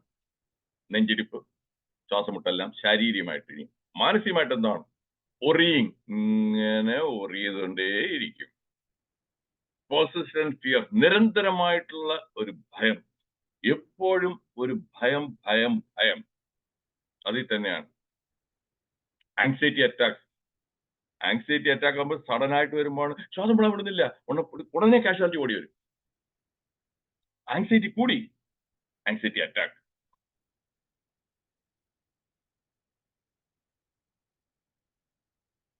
റീഅഷുറൻസ് സീക്കിംഗ് ബിഹേവിയർ, ഇങ്ങനെയുള്ളവരെയാണ് ഞങ്ങൾ കാണുമ്പോൾ നമ്മളെല്ലാം എടുത്തു നോക്കി, പേടിക്കാനൊന്നുമില്ല ഏട്ടാ, ഹാർട്ട് അറ്റാക്ക് ഒന്നുമില്ല അല്ലേ, അല്ലേ ഡോക്ടറെ, പേടിക്കാനൊന്നും ഇല്ലല്ലോ, അടുത്ത കൂടെ ഉള്ള പേടിക്കാനൊന്നുമില്ലല്ലോ. എന്നിട്ട് ഓരോ തവണയും പേടിക്കാനൊന്നും ഇല്ലല്ലോ, നമ്മൾ പറഞ്ഞു കഴിഞ്ഞ് പേടിക്കാനില്ല, വീണ്ടും വീണ്ടും അവർ ചോദിക്കും പേടിക്കാനില്ല പേടിക്കാനില്ല. റീഅഷുറൻസ് കൊടുത്തോണ്ടേ ഇരിക്കണം. ഇത് നിങ്ങളൊക്കെ കുറെ അനുഭവിച്ചിട്ടുണ്ടോ? നിങ്ങൾ ഹോമിയോപ്പതിക്കാര് ഈ റീഅഷുറൻസ് സീക്കിംഗ് ബിഹേവിയർ ഉള്ളത് കണ്ടിട്ടുണ്ടോ? ഉണ്ടെങ്കിൽ ഒന്ന് വൈകിട്ട്, അല്ലെങ്കിൽ ഞങ്ങളുടെ അലോപ്പതിയിൽ പോലെ നിങ്ങൾക്കും ഇങ്ങനെ റീഅഷുറൻസ്, ഇങ്ങനെ കുട്ടിക്ക് ഒരു പനി വന്നു, പനിയായിട്ട് നിങ്ങളുടെ അടുത്ത് കൊണ്ടുവന്നു, എന്നിട്ട് നിങ്ങൾ ഹോമിയോപ്പതി മരുന്ന് കൊടുക്കുന്നു, പോകാൻ പറഞ്ഞാൽ പേടിക്കണില്ല ഡോക്ടറെ, പേടിക്കാനൊന്നുമില്ല പേടിക്കാനൊന്നുമില്ല. അതെ. So that is what? Again, that is sign of the nosophobia. നോസോഫോബിയയുടെ ഒരു ലക്ഷണമാണ് ഫ്രീക്വന്റ് ആയിട്ട് റീഅഷുറൻസ് സീക്ക് ചെയ്യുന്നത്. പിന്നെ അവോയ്ഡൻസ് ബിഹേവിയർ, ഇത് കുറെ കൂടുതലായി കഴിഞ്ഞാൽ അറിയാം, ഇവർ ആശുപത്രിയിൽ പോകത്തില്ല, ഡോക്ടറെ കാണത്തില്ല. ഡോക്ടറെ കണ്ട് വല്ല ടെസ്റ്റ് ചെയ്ത് കഴിഞ്ഞാൽ അത് ക്യാൻസർ ആയിട്ട് ആണെന്ന് പറഞ്ഞു കഴിഞ്ഞാൽ എന്ത് ചെയ്യും? അത് ക്യാൻസർ ആണെങ്കിലോ, അതുകൊണ്ട് പക്ഷേ ക്യാൻസർ ആണെന്ന് പേടിച്ചുകൊണ്ടിരിക്കും, ക്യാൻസർ ആണെന്ന് നിരന്തരമായിട്ട് പേടിച്ചുകൊണ്ടിരിക്കും, ഡോക്ടറെ അടുത്ത് പോകത്തില്ല. So that is another one, avoidance behavior.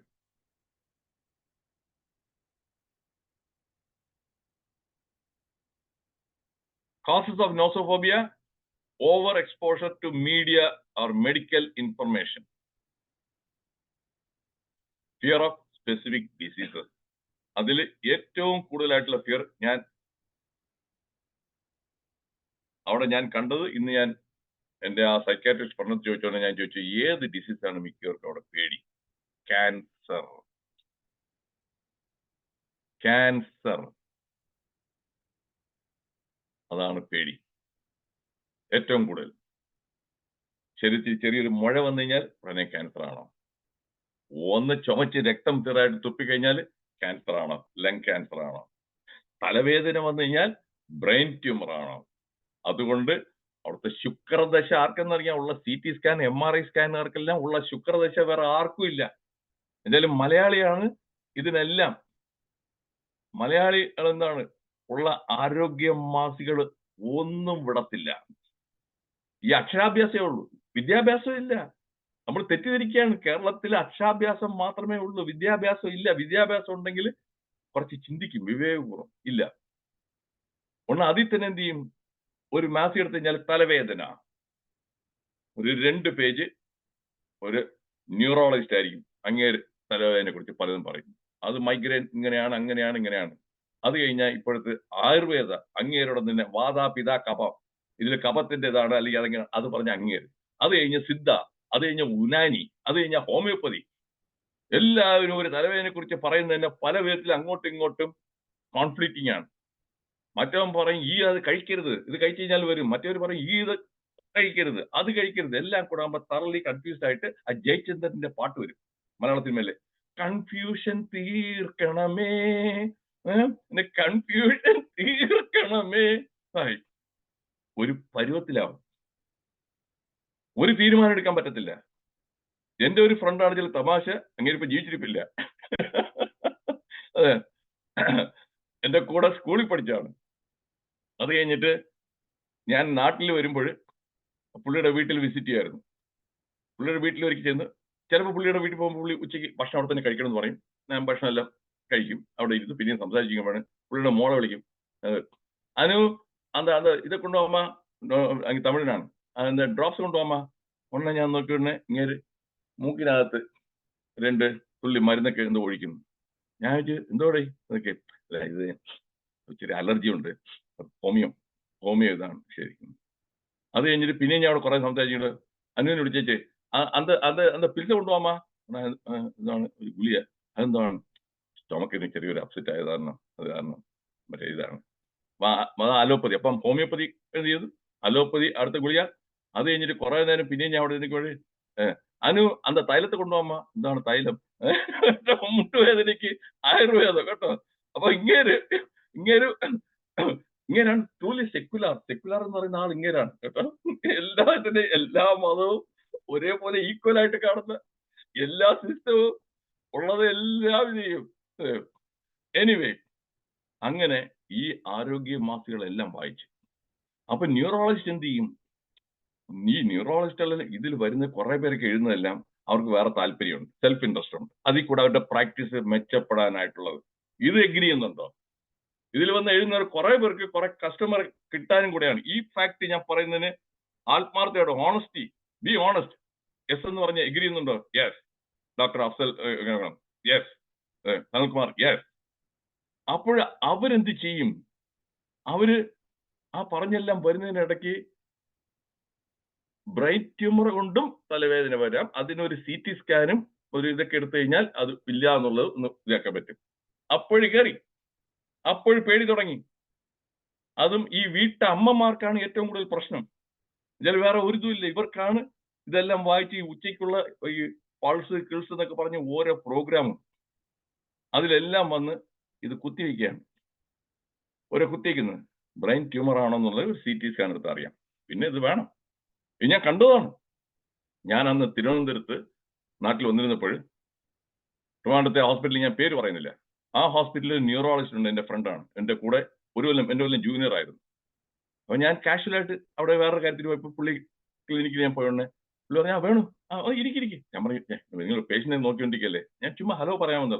ഇരിക്കും എന്ന് പറഞ്ഞാൽ എന്നെ ഇരുത്തി. അപ്പോഴത്തേക്കും ഒരു ഭാര്യയും ഭർത്താവും വരുന്നു. ആ സ്ത്രീക്ക് ഒരു 10-35 വയസ്സെല്ലാം പ്രായം വരും, മറ്റേ അങ്ങേർക്ക് ഒരു 10-40 വയസ്സിനടുത്ത് പ്രായം വരും. അപ്പോൾ തലവേദനയാണ് സിംറ്റം. അവൻ തലവേദന എല്ലാം അവർ പറഞ്ഞപ്പോൾ ഞാൻ അവിടെ ഇരുന്നാണ്, ഞാനും കേട്ടിട്ടുണ്ട്, ഞാനും ഡോക്ടറാണല്ലോ അത് കാരണം.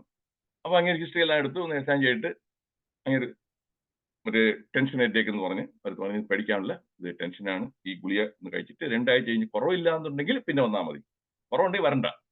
ചില പുള്ളിക്ക് പൈസ ആർത്തിയില്ല. ഞാൻ പറയുന്ന ഈ ന്യൂറോളജിസ്റ്റിന് ഒരു അൺഎത്തിക്കലായിട്ട് പ്രാക്ടീസ് ചെയ്യാൻ യാതൊരു താല്പര്യമില്ലാത്ത മനുഷ്യനാണ്. ഉടനെ ഭർത്താവ് പറയാണ്, അങ്ങനെ ഇങ്ങനെ ആ ബോഡി ലാംഗ്വേജ് കൂടെ ഞാൻ കാണിച്ചു തരാം. ഡോക്ടറെ ഒരു CT സ്കാൻ ഒന്നും വേണ്ടേ? ഇങ്ങനെ ഉടനെ എൻ്റെ ഫ്രണ്ട് പറഞ്ഞില്ല, CT സ്കാൻ ഒന്നും വേണ്ട കേട്ടോ, ഇത് പഠിക്കാനൊന്നുമില്ല കേട്ടോ. അല്ല, അവൾക്ക് ഇത് ബ്രെയിൻ ട്യൂമർ ആണോന്നാണ് അവൾക്ക് പേടി. ഒരു അതൊന്നും ഇല്ല എന്ന് ഉറപ്പുവരുത്താനായിട്ട് ഒരു CT സ്കാൻ. ഉടനെ എൻ്റെ ഫ്രണ്ട് ഉടനെ CT സ്കാൻ എഴുതി കൈ കൊടുത്തു, പറഞ്ഞു വിട്ടു. അപ്പോൾ ഞാൻ എൻ്റെ ഫ്രണ്ട് ചോദിച്ചു, എന്തിനു CT സ്കാൻ എഴുതി? വേണു, ഞാൻ മടുത്തു കേട്ടോ. അവർ തന്നെ ഒരു ഡയഗ്നോസ് ആയിട്ടാണ് വരുന്നത്. അവർ തന്നെ ബ്രെയിൻ ട്യൂമർ എന്ന ഒരു സെൽഫായിട്ട് ഡയഗ്നോസ് ചെയ്ത് കഴിഞ്ഞു. ഇനി ഞാനിത് എഴുതി കൊടുത്തില്ലെന്നുണ്ടെങ്കിൽ അവർ അടുത്ത വേറൊരു ന്യൂറോളജിസ്റ്റിന് പോകും, അയാളെ എഴുതി കൊടുക്കും. അപ്പൊ എൻ്റെ പ്രാക്ടീസ് ഒരു പേഷ്യൻ്റ് എനിക്ക് നഷ്ടപ്പെടുകയാണ്. ഇത് ഞാനായിട്ട് എഴുതിയല്ല, അവർ ചോദിച്ചു, ഞാൻ എഴുതി കൊടുത്തു. ഒരു CT സ്കാൻ എന്ന് പറഞ്ഞാൽ 200ഓളം ചെസ്റ്റ് എക്സ്റേ എടുക്കുന്നതിന്റെ അത്രയും റേഡിയേഷൻ ആണ് കയറുന്നത്. ഇത് മറ്റൊരു മനസ്സിലാക്കുന്നില്ല. CT സ്കാൻ ഈസ് നോട്ട് വളരെ സേഫ് അല്ല. ആവശ്യമുണ്ടെങ്കിൽ മാത്രമേ എടുക്കാവൂ. അപ്പൊ അത് ഞാൻ കണ്ടതാണ്. അങ്ങനെ ഈ സെൽഫായിട്ടുള്ള പേടി കുത്തിവെക്കുന്നതാണ് ഈ ആരോഗ്യ മാസികകൾ എന്നൊക്കെ വായിച്ചിട്ട് ഇതായിട്ട് വരുന്നതാണ്. Fear of specific diseases, then post-traumatic experience related to illness, then family history of severe or chronic illnesses. കുടുംബത്തിൽ ആർക്കെങ്കിലും ഡിമെൻഷ്യ കാര്യമായിട്ടുണ്ടെങ്കിൽ വലിയ പ്രയാസമാണ് അവർ മാനേജ് ചെയ്യുന്നത്. ഡിമെൻഷ്യ ആ ഇതിൽ നിൽക്കുന്നതിൽ ഇവർക്ക് തന്നെ കുറച്ച് പ്രായം ചിലപ്പോൾ വല്ലതും ഓർക്കാൻ പറ്റുന്നില്ലെങ്കിൽ നമുക്ക് എല്ലാവർക്കും ചില കാര്യം മറന്നുപോകും. ഇവർ എനിക്ക് ഡിമെൻഷ്യ തുടങ്ങി. ഫിയർ അങ്ങനെ എത്ര പേര് ഞാൻ കണ്ടെന്ന് അറിയാം. ഇവിടെ അമേരിക്കയിൽ അത് കോമൺ ആണ്. അമേരിക്കയിലും ആ ഫിയർ ഓഫ് ഡിമെൻഷ്യ ആയിട്ട് വരുന്നത് അവരുടെ ഫാമിലി മെമ്പർ, അച്ഛനോ അമ്മയോ അല്ലെ ആർക്കെങ്കിലും ഉണ്ട്. So that is another thing. അപ്പോൾ ഞാൻ വളരെ സിമ്പിൾ ആയിട്ട് ചില ക്വസ്റ്റ്യൻകൾ ചോദിക്കത്തുള്ളൂ. വെറുതെ കൂടുതലൊന്നും കോംപ്ലിക്കേറ്റഡ് ആയിട്ടില്ല. ഞാൻ പറയും ഓക്കെ, ഒന്ന് ഇന്നത്തെ ഡേറ്റ്, മന്ത്, ഇത്, എന്നിട്ട് ആരാണ് പ്രസിഡന്റ്, അതിന് മുൻപിലത്തെ പ്രസിഡന്റ് ആരായിരുന്നു. ഇപ്പൊ നമ്മുടെ കാണിച്ചാൽ ആരാണ് പ്രധാനമന്ത്രി, നരേന്ദ്രമോദി എന്ന് പറയാം. അതിന് മുമ്പ് ആരായിരുന്നു, മൻമോഹൻ സിംഗ് എന്ന് പറയുന്നു, അതോ ജവഹർലാൽ നെഹ്റു പറയുന്നു. അപ്പൊ ഓർത്താൽ മതി, ഇങ്ങനെ ജവഹർലാൽ നെഹ്റു ആണ് പറയുന്നുണ്ടെങ്കിൽ അതിന്റെ അർത്ഥം പോക്കാണ് കേട്ടോ. സംഗതി അങ്ങേർക്ക് യാതൊരുമില്ല, പ്രശ്നമാണ്. അത് കഴിഞ്ഞിട്ട് പിന്നെ നിങ്ങൾ വണ്ടി ഓടിക്കാറുണ്ടോ, വഴിതെറ്റി പോകാറുണ്ടോ? ഇല്ല, അപ്പം സേഫാണ്. ചില ഡ്രൈവിംഗ് എന്ന് പറഞ്ഞാൽ മെമ്മറി കാര്യമായിട്ടുണ്ടെങ്കിൽ എവിടെ എക്സിറ്റ് എടുക്കണം, എന്ത് ചെയ്യണം എല്ലാം എത്തത്തുള്ളൂ കറക്റ്റായിട്ട്. അത് കഴിഞ്ഞിട്ട് 100-ൽ നിന്നും ഒന്ന് 3 വെച്ച് കുറയ്ക്കാൻ പറയും. 97, 94, 91 സബ്ട്രാക്ഷൻ, അത്രയും. എന്നിട്ട് ഇത്രയൊക്കെ ചെയ്താൽ മതി. ഇല്ലാന്നുണ്ടെങ്കിൽ അങ്ങനെ ഞാൻ എടുത്ത് പറയും യു ഡോണ്ട് ഹാവ്. അപ്പോൾ ചിലർ പറയും I want to make sure. Can you refer me to the psychiatrist? ഞാൻ പറഞ്ഞ് ഇനിയാണ് നിനക്ക് ശനിദശ ആരംഭിക്കാൻ പോകുന്നത്. ഞാനൊരു സൈക്കാട്രിസ്റ്റോ സൈക്കോളജിസ്റ്റോ അയച്ചു കഴിഞ്ഞാൽ അവർ ഇമ്മീഡിയറ്റ് ആയിട്ട് ഒരു സൈക്കോളജിസ്റ്റ് നിങ്ങൾ അനലൈസ് കഴിഞ്ഞാൽ നിങ്ങൾക്ക് എന്തെങ്കിലും പ്രശ്നമുണ്ടെന്ന് അവർ കണ്ടെത്തിയിരിക്കും. ആദ്യം ഡിമെൻഷ്യ, അമേരിക്കയിൽ പ്രത്യേകിച്ചും ഡിമെൻഷ്യ എന്ന് പറഞ്ഞ് എവിടെയെങ്കിലും ലേല് കഴിഞ്ഞാൽ ഇമ്മീഡിയറ്റ് ആയിട്ട് ഇവിടുത്തെ DMV, department of motor vehicles approach നിങ്ങളുടെ ഡ്രൈവിംഗ് ലൈസൻസ് പോയി കിട്ടും. പിന്നെ എന്ത് ചെയ്യും? അമേരിക്കയിൽ ഡ്രൈവ് ചെയ്യാൻ പറ്റില്ലെങ്കിൽ നിങ്ങൾ ചിറകൊടിഞ്ഞ പക്ഷിയാണ്. അതെ, അങ്ങനെ പറഞ്ഞ് എന്നാലും ചിലത് എങ്ങനെയാ ചെയ്തേ പറ്റൂ. ന്യൂറോ സൈക്കോളജി വെച്ചാൽ അവർ ആ ടെസ്റ്റ് ഈ ടെസ്റ്റ് അവർ എടുത്ത ടെസ്റ്റ്, ന്യൂറോ സൈക്കോളജി ടെസ്റ്റ് ഞാൻ എടുത്താൽ പോലും എനിക്കും ഡിമെൻഷ്യ വരും കേട്ടോ. ഉണ്ടത്തെ ഡയഗ്നോസ് ചെയ്യും. അത്രയ്ക്ക് കോംപ്ലിക്കേറ്റഡ് ആണ്. അങ്ങനെ ഒന്നും ഇവർക്ക് ലൈസൻസ് പോയി കിട്ടിയിട്ടുണ്ട്. എന്നിട്ട് പിന്നെ എൻ്റെ ചൂടായിട്ട് വരും, മൈ ലൈസൻസ്. ഞാൻ പറയാം I want you, I cannot do anything now, it is outside my control. അപ്പൊ ഇങ്ങനെ ഡിമെൻഷ്യ പേടി. ഈ പോയിന്റ് ക്ലിയർ ആയോ? ഈ പറഞ്ഞ എന്റെ ടെസ്റ്റ് എളുപ്പമായെങ്കിൽ ഒന്ന് എസ് പറഞ്ഞേ. ഞാൻ ഈ പറഞ്ഞത് സിമ്പിൾ ആണോ? Easy to follow? Dementia rule out ചെയ്യാനായിട്ട് ഇങ്ങനെ കുറച്ച് കാര്യങ്ങൾ. എന്നിട്ട് ദിവസവും ന്യൂസ്, അത് നമ്മുടെ നാട്ടിലാണെങ്കിൽ ന്യൂസ് എങ്ങനെയെങ്കിലും TV, ആ പരട്ട TV ചാനലിന്റെ ഫ്രണ്ടിൽ കയറി കുത്തിയിരിക്കും. ഈ പരട്ട TV ചർച്ചയെല്ലാം കേട്ടോണ്ട് അവിടെ തന്നെ ഇരിക്കും വൈകുന്നേരം വച്ച് കഴിച്ചോണ്ട്. ഇന്നലെ കണ്ടോ ചോദിച്ചു ഞാൻ മിക്കവരും കണ്ടെന്ന് പറയും. എന്താണ് കണ്ടത്? അപ്പൊ അത് കറക്റ്റായിട്ട് പറയുന്നോ? ഡിമെൻഷ്യ ഒന്നും ഇല്ല. എന്താണ് കണ്ടത്? അത് ഇവിടെ മറ്റേ നമ്മുടെ മുഖ്യമന്ത്രി ഉണ്ടല്ലോ, മുഖ്യമന്ത്രിയുടെ പുറത്ത് മറ്റേ മോളുടെ ഇത് അപ്പം മതി. അപ്പം ഓർമ്മശക്തി എല്ലാം നന്നായിട്ടുണ്ട് കേട്ടോ, മെമ്മറി എല്ലാം കൊള്ളാം, ഒരു കുഴപ്പമില്ല. അല്ലാതെ എന്താണ് കണ്ടത്? അവിടെ രാമന്റെ അവിടെ നിന്ന് അയോധ്യയിൽ അത് ഉദ്ഘാടനം ചെയ്തെന്ന് കേട്ടാ. ശരി, കുഴപ്പമില്ല. കറണ്ട് ന്യൂസ് ആയിട്ട് അവയർനെസ് ഉണ്ടോ? കുഴപ്പമില്ല. ഇതൊക്കെയാണ് സിമ്പിൾ ടെസ്റ്റ്. വേറെ ആർക്കും അയക്കേണ്ട ആവശ്യമില്ല. ഒരു CT സ്കാനും വേണ്ട, MRI സ്കാനും വേണ്ട, ഒന്നും വേണ്ട. Clear.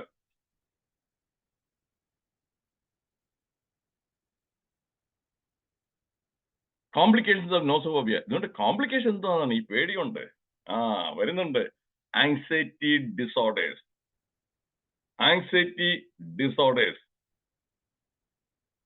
Depression, chronic fear can lead to depression. ഇതാദ്യം മനസ്സിലാക്കാനായിട്ട് എത്ര ഡോക്ടർമാർക്ക് സമയമുണ്ട്? നിങ്ങളിപ്പോ ഒരു ഡോക്ടർ ബിസി ഡോക്ടറത്ത് പോയി കഴിഞ്ഞാൽ അങ്ങനെ ഒരു 5 മിനിറ്റ്, എനിക്ക് ഉറക്കം വരുന്നില്ല കേട്ടോ ഡോക്ടറെ, ഉറങ്ങാൻ പ്രയാസമാണ്, എന്നാ ഒരു ഗുളിക എഴുതി തരും, കഴിച്ചോ.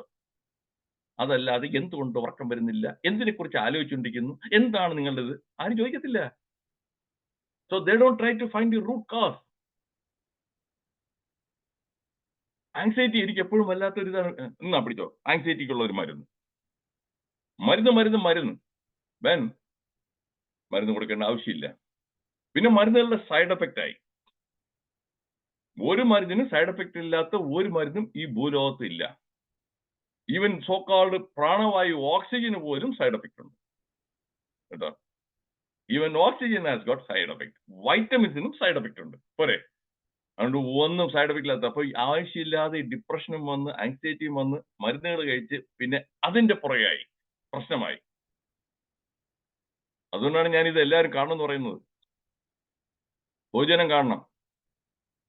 സോഷ്യൽ ഐസൊലേഷൻ ആൻഡ് ലോൺലിനെസ്, അത് കാരണം ഡിപ്രഷൻ എല്ലാം വന്നു. ഡിപ്രഷൻ വരുമ്പോൾ ഒരു എന്തൂസിയാസം ഇല്ല, എനർജി ഇല്ല. അതും പ്രായമായവർക്കാണ് പ്രശ്നം. അവരതോടുകൂടി പിള്ളേരെല്ലാം അമേരിക്കയിലോ കാനഡയിലോ എവിടെയും കാണുമായിരിക്കും. ഇവരവിടെ ഇങ്ങനെ ഒറ്റയ്ക്ക് ഏകാന്തതയുടെ തടവിൽ നിന്ന് ഈ ഇതിനെക്കുറിച്ച് ആലോചിച്ച് വിഷമിച്ച് പേടിച്ച് അവരുടെ ജീവിതം നരകമായിട്ട് മാറുന്നുണ്ട്. ഈ പറയുന്നത് ശരിയാണോ? നിങ്ങൾക്കെങ്കിലും പ്രാക്ടീസ് ചെയ്ത് നിങ്ങൾ കണ്ടിട്ടുണ്ടെങ്കിൽ ഇത് ശരിയാണെന്നുണ്ടെങ്കിൽ ഒന്ന് എത്തട്ടെ. ഞാൻ ഈ പറയുന്നത് ഒന്ന് ശരിയാണെന്നുണ്ടെങ്കിൽ ഒന്ന് എത്തട്ടെ. കുറച്ച് പേരെങ്കിലും ഇങ്ങനെ നിങ്ങൾ കണ്ടിട്ടുണ്ടോ ജീവിതത്തിൽ? അവര് ഐസൊലേറ്റ് ചെയ്തിട്ട്. യെസ്. ഇനി ഞാൻ വേറൊന്ന് പറയാം. ഇതെന്റെ ഒരു ബന്ധുവാണ്. അദ്ദേഹം കൊല്ലത്താണ്. അദ്ദേഹം കോവിഡ് വന്നതിന് ശേഷം കേട്ടോട് അന്ന് പേടിച്ചതാണ്. ഇപ്പൊ 3.5 കൊല്ലം 4 കൊല്ലം ആകാൻ പോകുന്നു. വീട്ടിൽ നിന്ന് പുറത്തിറങ്ങിയിട്ടില്ല. പുള്ളിയുടെ മകൻ ഹാർട്ട് അറ്റാക്കിൽ 50ാമത്തെ വയസ്സിൽ മരിക്കുന്നു. അവിടെ നാഗർകോവില് ഇനി പോയില്ല. അവിടെ പോയാൽ കോവിഡ് പിടികിട്ടുമോ എന്നുള്ളത്. കുറെ പേര് വന്നു കഴിഞ്ഞാൽ അങ്ങേരുടെ ചെറുമകളുടെ കല്യാണം വീട്ടിൽ നിന്ന് ഒരു കഷ്ടിച്ചൊരു 3 കിലോമീറ്ററിനപ്പുറത്ത് നടന്നു, പോയില്ല. സോഷ്യൽ ഐസൊലേഷൻ ആയില്ലേ? ഇത് 1 എക്സാമ്പിൾ. ഇതുപോലെ കുറെ ഉണ്ട്. സമയമില്ലാത്ത കാരണം ഞാൻ നിർത്തുന്നു. And loneliness. Prevention of nosophobia.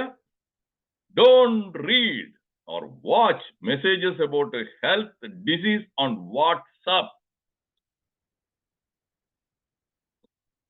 ആദ്യം ഇത് നിർത്തണം. അവിടെ ഇവിടെ ഒന്ന് മറ്റേ ചുക്ക് കാപ്പി കുടിക്കൂ, അത് മഞ്ഞളിട്ട് ഇത് ചെയ്യൂ, മറിച്ചത് ചെയ്യൂ, അത് ചെയ്യൂ, ഇത് ചെയ്യൂ, ഇതിന് ഇത് കൊള്ളാം, അത് കൊള്ളാം. സ്റ്റോപ്പ്.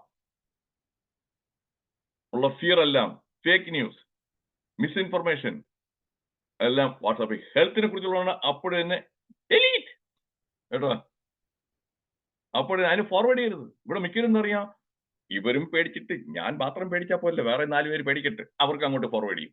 അവർ വിചാരിക്കും ഞാൻ ഏതായാലും പേടിച്ച്, ഇനി ബാക്കിയുള്ളവരും കൊണ്ടൊന്നും അങ്ങനെ സൂചിക്കണ്ട, നിന്നെ ഞാൻ പേടിപ്പിച്ചോളാം എന്ന് പറഞ്ഞാൽ അങ്ങോട്ടും ഇങ്ങോട്ടേക്ക് ഇങ്ങനെ ഫോർവേഡ് ചെയ്ത് അത് വൈറലും സ്പൈറലും എല്ലാം കൂടെ ആവും. ഇതാണ് പ്രശ്നം. കാരണം stop that one. Don't try to do self diagnosis by googling. തലവേദന വന്നു, ഗൂഗിളിൽ കയറി. ഇതാണ് പ്രശ്നം. മലയാളിക്കാണ് ഈ സാക്ഷരത കൂടിയതിന്റെ കുഴപ്പമാണ്. ലിറ്ററസി മാത്രമേ ഉള്ളൂ. ഞാൻ നേരത്തെ പറഞ്ഞ അക്ഷരാഭ്യാസം മാത്രമേ ഉള്ളൂ. ഉടനെ അതിൽ കയറി ഗൂഗിളിൽ കയറി അവിടെ ഇവിടെ എല്ലാം നോക്കിയിട്ട് അങ്ങനെ അവര് ഒരു ലിസ്റ്റ് ഓഫ് അസുഖങ്ങൾ പറയും. ഗൂഗിളിൽ കയറി കഴിഞ്ഞാൽ തലവേദനയ്ക്ക് ഇടുന്ന അതിന്റെ കൂടെ ബ്രെയിൻ ട്യൂമർ അവർ മെൻഷൻ ചെയ്യും. പിന്നെ പേടിയായി.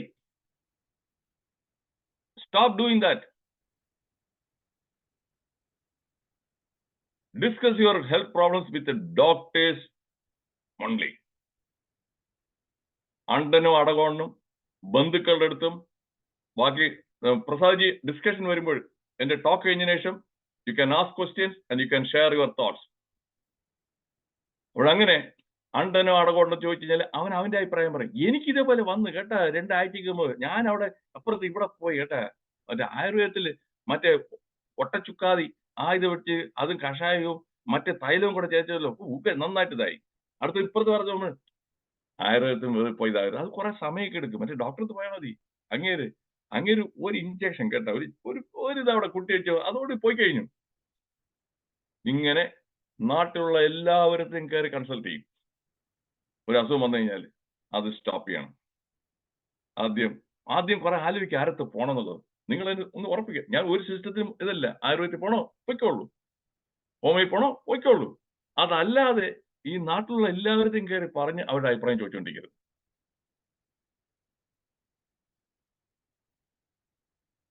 മാനേജ്മെന്റ് ഓഫ് നോസോഫോബിയ, ഇതിന് ആക്ച്വൽ തെറാപ്പി മറ്റേ പ്രിവെന്റ് ചെയ്തില്ല. ഇങ്ങനെ ഒന്ന് വന്നു കഴിഞ്ഞു, അങ്ങനെ വരികയാണെന്ന് വെച്ചാൽ സീരിയസ് ആണ്, സിവിയർ ആണ്, നിങ്ങൾ ലൈഫിന് മിസറബിൾ ആക്കിച്ചാൽ കോഗ്നിറ്റീവ് ബിഹേവിയറൽ തെറാപ്പി. അതിന് കുറെ നല്ല ഹൈലി ക്വാളിഫൈഡ് ആയിട്ടുള്ള കുറെ സൈക്കോളജിസ്റ്റ് അവർ കൗൺസിലിസ്റ്റ് ഉണ്ട്, അവരടുത്ത് പോവുക. Exposure therapy, relaxation therapy techniques, medications. അപ്പൊ ഇതിൽ ഒരു ഫോബിയാണ്. ഞാൻ ആ എക്സ്പോഷർ തെറാപ്പിയുടെ കാര്യം ഞാൻ പറഞ്ഞുതരാം. എന്റെ മകന്റെ കാര്യം തന്നെ. ഞാൻ മിക്കപ്പോഴും എന്റെ പേഴ്സണൽ ലൈഫിലുള്ള സ്റ്റോറീസ് ഞാൻ പറയാറുണ്ട്. എന്റെ മകൻ 1.5 വയസ്സ് വരെ അവൻ നാട്ടിലായിരുന്നു. അപ്പോൾ ഞാൻ ഇംഗ്ലണ്ടിലാണ്. അതിനുശേഷമാണ് അവൻ അമേരിക്കയിലോട്ട് വരുന്നത്. അപ്പൊ ആ 1.5 വയസ്സിന് ഇടയ്ക്ക് അവൻ സംഭവിച്ച ഏതൊരു സംഭവം അതെന്താണെന്ന് എനിക്ക് പറഞ്ഞൂടാ, അവനും അറിയത്തില്ല പ്രായം. അമേരിക്കയിൽ വന്നിട്ട് ഒരു 5 വയസ്സുള്ളപ്പോൾ അവനെയും പിടിച്ചുകൊണ്ട് ഒരു പർട്ടിക്കുലർ ഒരു വീട് നോക്കാനായിട്ട് ഒരിടത്ത് പോയോണ്ട് ആ വീട്ടിൽ കയറി ഉടനെ അവിടെ ഒരു പട്ടി ഇങ്ങനെ ഒന്ന് കുരച്ചോണ്ട് വന്നേ ഉള്ളൂ. ഇവന് ഇറങ്ങി ഓടിയിട്ട് കാറിനകത്ത് അങ്ങ് കയറി ഇരിക്കുകയാണ്. ഞാൻ പറയണ കാണാവാ nothing, it won't do anything, no no no no. അതിനുശേഷം വീട്ടിൽ നിന്ന് ഇറങ്ങണമെന്നുണ്ടെങ്കിൽ ഇസ് ദർ എ ഡോഗ്, എവിടെ പോയി കഴിഞ്ഞാലും ഇസ് ദർ എ ഡോഗ്. അപ്പോഴും ആ ഡോഗ് ഫോബിയ, ഫിയർ എങ്ങനെ വന്നെന്ന് എനിക്കൊരു പിടിയില്ല. ചെറുപ്പകാലത്ത് എവിടെയോ ആരോ പട്ടിയെ കാണിച്ച് പേടിപ്പിച്ച് കാണണം, അടുത്ത് പോകരുത്, അത് കടിക്കും. അങ്ങനെ ആ ചെറിയ പ്രായത്തിൽ ഉള്ളിൽ കയറിയ പേടി ഞാൻ എക്സ്പോഷർ തെറാപ്പി കൂടെ ഒരു 3-4 മാസം എടുത്ത് അതിനെ മാറ്റിയെടുക്കാനായിട്ട് ഞാൻ ഇവനെയും വിളിച്ചോണ്ട് ഇവിടെ പെറ്റ്സ് വിൽക്കുന്ന ഈ മീന്, പൂച്ചക്കുട്ടി, പട്ടിക്കുട്ടി ഇതെല്ലാം വിൽക്കുന്ന, കിളി, തത്ത എല്ലാം വിൽക്കുന്ന അവിടെ പോയി. അവിടെ കുറെ കൊച്ചു പട്ടിക്കുട്ടികളുണ്ട്. അതുകൊണ്ട് അതിനെ നമുക്ക് എടുത്ത് നോക്കാം. കയ്യിലെടുത്തിട്ട് വാങ്ങിക്കുന്നതിന് മുമ്പ് എല്ലാം എങ്ങനെയാണെന്നൊക്കെ ഞാൻ ഇതിനെടുത്തിട്ട് ഇവനെ എന്നാ വാ, വരത്തില്ല. അവൻ എൻ്റെ അടുത്ത് ഒരു 10 അടി ദൂരെ നിൽക്കുകയാണ്. ഞാൻ ഈ പട്ടിക്കുട്ടിയെ കൈ വെച്ചോണ്ട് വാ ഇങ്ങോട്ട്, നോ അണ്ണാ look at this one, it not, it won't do any harm, അബ്ബ is holding this one, come പതുക്കെ വന്നിട്ട് ടച്ച് ഇറ്റ്. അവൻ എന്നാണ്ടോ ഈ ഷോക്ക് അടിക്കുന്ന പോലെ ഇങ്ങനെ ഇട്ടിട്ട് കൈ എടുത്ത് പിള്ളായി. അവനെ പേടിക്കടാ വാ എന്ന് പറഞ്ഞ് അടുത്ത വേറെ പട്ടി ഇങ്ങനെ കാണിച്ചിട്ട് എന്നിട്ട് ഞങ്ങളുടെ ഗ്രൂപ്പിലുള്ള വേറെ ആൾ, ഇവന്റെ അതേ ഏജിലുള്ള ഒരു പയ്യൻ, അവന്റെ വീട്ടിൽ പട്ടിയുണ്ട്. അവിടെ ഞാൻ ഇവനെ വിളിച്ചുകൊണ്ടുപോയി. അവൻ ആ പട്ടിയുടെ കൂടെ കളിക്കുന്ന ദൂരെ നിന്നൊക്കെ നോക്കി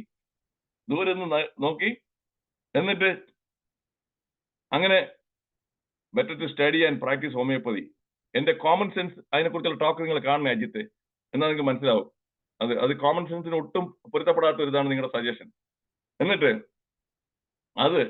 അത് കഴിഞ്ഞിട്ട് അവൻ ക്രമേണ പേടി മാറി അവസാനം നാട്ടിൽ അവനെ കൊണ്ട് വിട്ടപ്പോൾ പഠിക്കാൻ പറ്റില്ല. അവന് പട്ടി വേണമെന്ന് പറഞ്ഞ ഒരു പട്ടിക്കുട്ടി വാങ്ങിച്ചു കൊടുത്തു പോരെ. അവിടെയാണ് എക്സ്പോഷർ തെറാപ്പി. സാറേ നമ്മുടെ സമയം ഏതാണ്ട് ആകുന്നുണ്ട്. ഇനി 13 മിനിറ്റ് ഉണ്ട്. ഞാൻ നോക്കിക്കൊണ്ടിരിക്കുകയാണ്, 13 മിനിറ്റ് ഉണ്ട്. സാർ അത് തന്നെ ചെറിയ ചർച്ചയുണ്ട്, അതുകൊണ്ടാ പറഞ്ഞു. ചർച്ചയുണ്ട്, 13 മിനിറ്റിനകത്ത് ചോദിക്കാനുള്ളവർ ചോദിക്കുക. Okay sir. വരുന്നുണ്ട് മെഡിക്കേഷൻ ലാസ്റ്റ്. ഇത്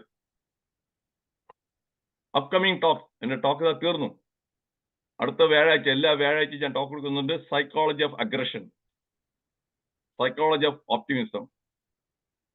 താല്പര്യമുള്ളവർ നിങ്ങൾക്ക് എന്റെ നോട്ടിഫിക്കേഷൻ കിട്ടണമെന്നുണ്ടെങ്കിൽ എന്റെ നമ്പർ ഇട്ടിട്ടുണ്ട്, ഇതിന്റെ സ്ക്രീൻഷോട്ട് എടുത്തു വയ്ക്കുക. എന്നിട്ട് സെൻഡ് മീ എ മെസ്സേജ്. അയക്കുമ്പോൾ നിങ്ങളുടെ പേരും നിങ്ങൾ എവിടെയാണെന്നുള്ളതും കൂടെ ഇടണേ, ഞാൻ നിങ്ങളെ ഇൻക്ലൂഡ് ചെയ്യാം. Now the talk is over. Yes. എന്തായാലും ടൈം മാനേജ്മെന്റ് കുറിച്ച് ഞാൻ പഠിപ്പിക്കുന്ന ആളാണ്, അതുകൊണ്ട് ഞാൻ 10 മിനിറ്റ് ഡിസ്കഷൻ എന്തായാലും വളരെ വളരെ നല്ലൊരു പ്രഭാഷണമായിരുന്നു. കുഞ്ചൻ നമ്പ്യാരെ പോലെ ഇത് ഈ ഭയത്തെ വിവരിച്ച മറ്റൊരാളുണ്ടാകില്ല. ഉള്ളത്തിൽ ഭയമേറുക മൂലം വെള്ളത്തിൽ ചിലർ ചാടി ഒളിച്ചു, മണ്ണിൽ പല പല കുഴിയുണ്ടാക്കി പൊണ്ണന്മാർ ചിലർ അവിടെ ഒളിച്ചു എന്ന് പറഞ്ഞ് പണ്ട് സ്കൂളിൽ പഠിച്ചിട്ടുണ്ട്. അപ്പൊ അതുപോലെ ഭയത്തെ കുറിച്ച് സാർ വളരെ ഭംഗിയായിട്ട് പറഞ്ഞു, സരസസുന്ദരമായി പറഞ്ഞു കഴിഞ്ഞു. നമുക്ക് ചർച്ചയിലേക്ക് പോകാം. പ്രസാദ് സാറെ അൺമ്യൂട്ട് ചെയ്യാമോ? ഡോക്ടർ പ്രസാദ് സാർ അൺമ്യൂട്ട് ചെയ്യൂ. ഞാൻ ഡോക്ടർ പ്രസാദ്. ഒരു second please turn on your video. എനിക്ക് നിങ്ങളുടെ മുഖത്തോടെ കണ്ടിട്ട് സംസാരിക്കണം എന്ന് ആഗ്രഹമുണ്ട്. എനിക്ക് ഒരു അജ്ഞാതനായിട്ട് ഇരുട്ടിന്റെ ആത്മാവായിട്ടിരുന്ന് സംസാരിക്കുന്നത് എനിക്ക് വലിയ പ്രയാസമാണ്. പ്ലീസ്.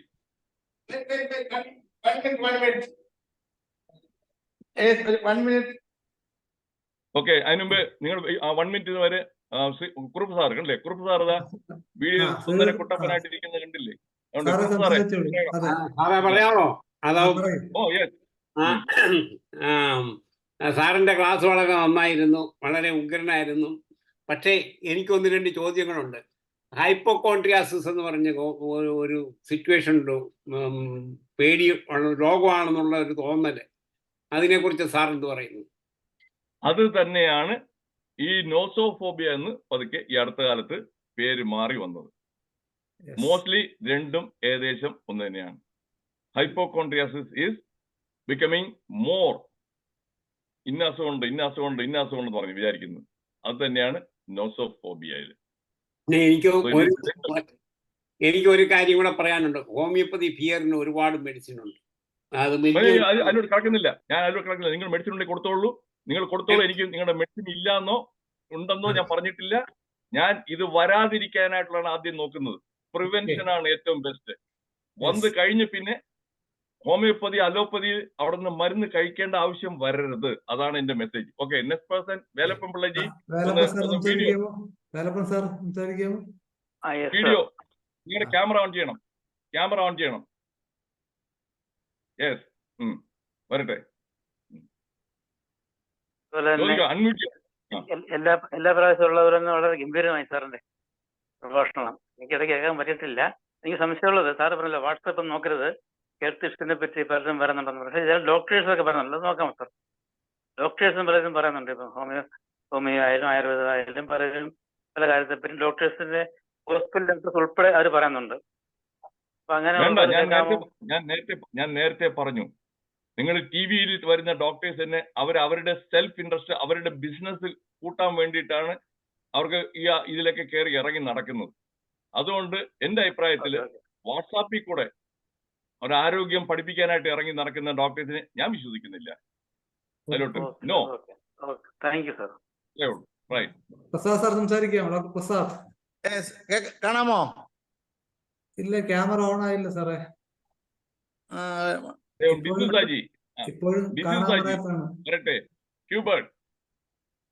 ഹലോ സാർ, വളരെ നല്ല രസകരമായിരുന്നു ക്ലാസ്. വളരെ രസകരമായിരുന്നു, വിജ്ഞാനപ്രദവുമായിരുന്നു.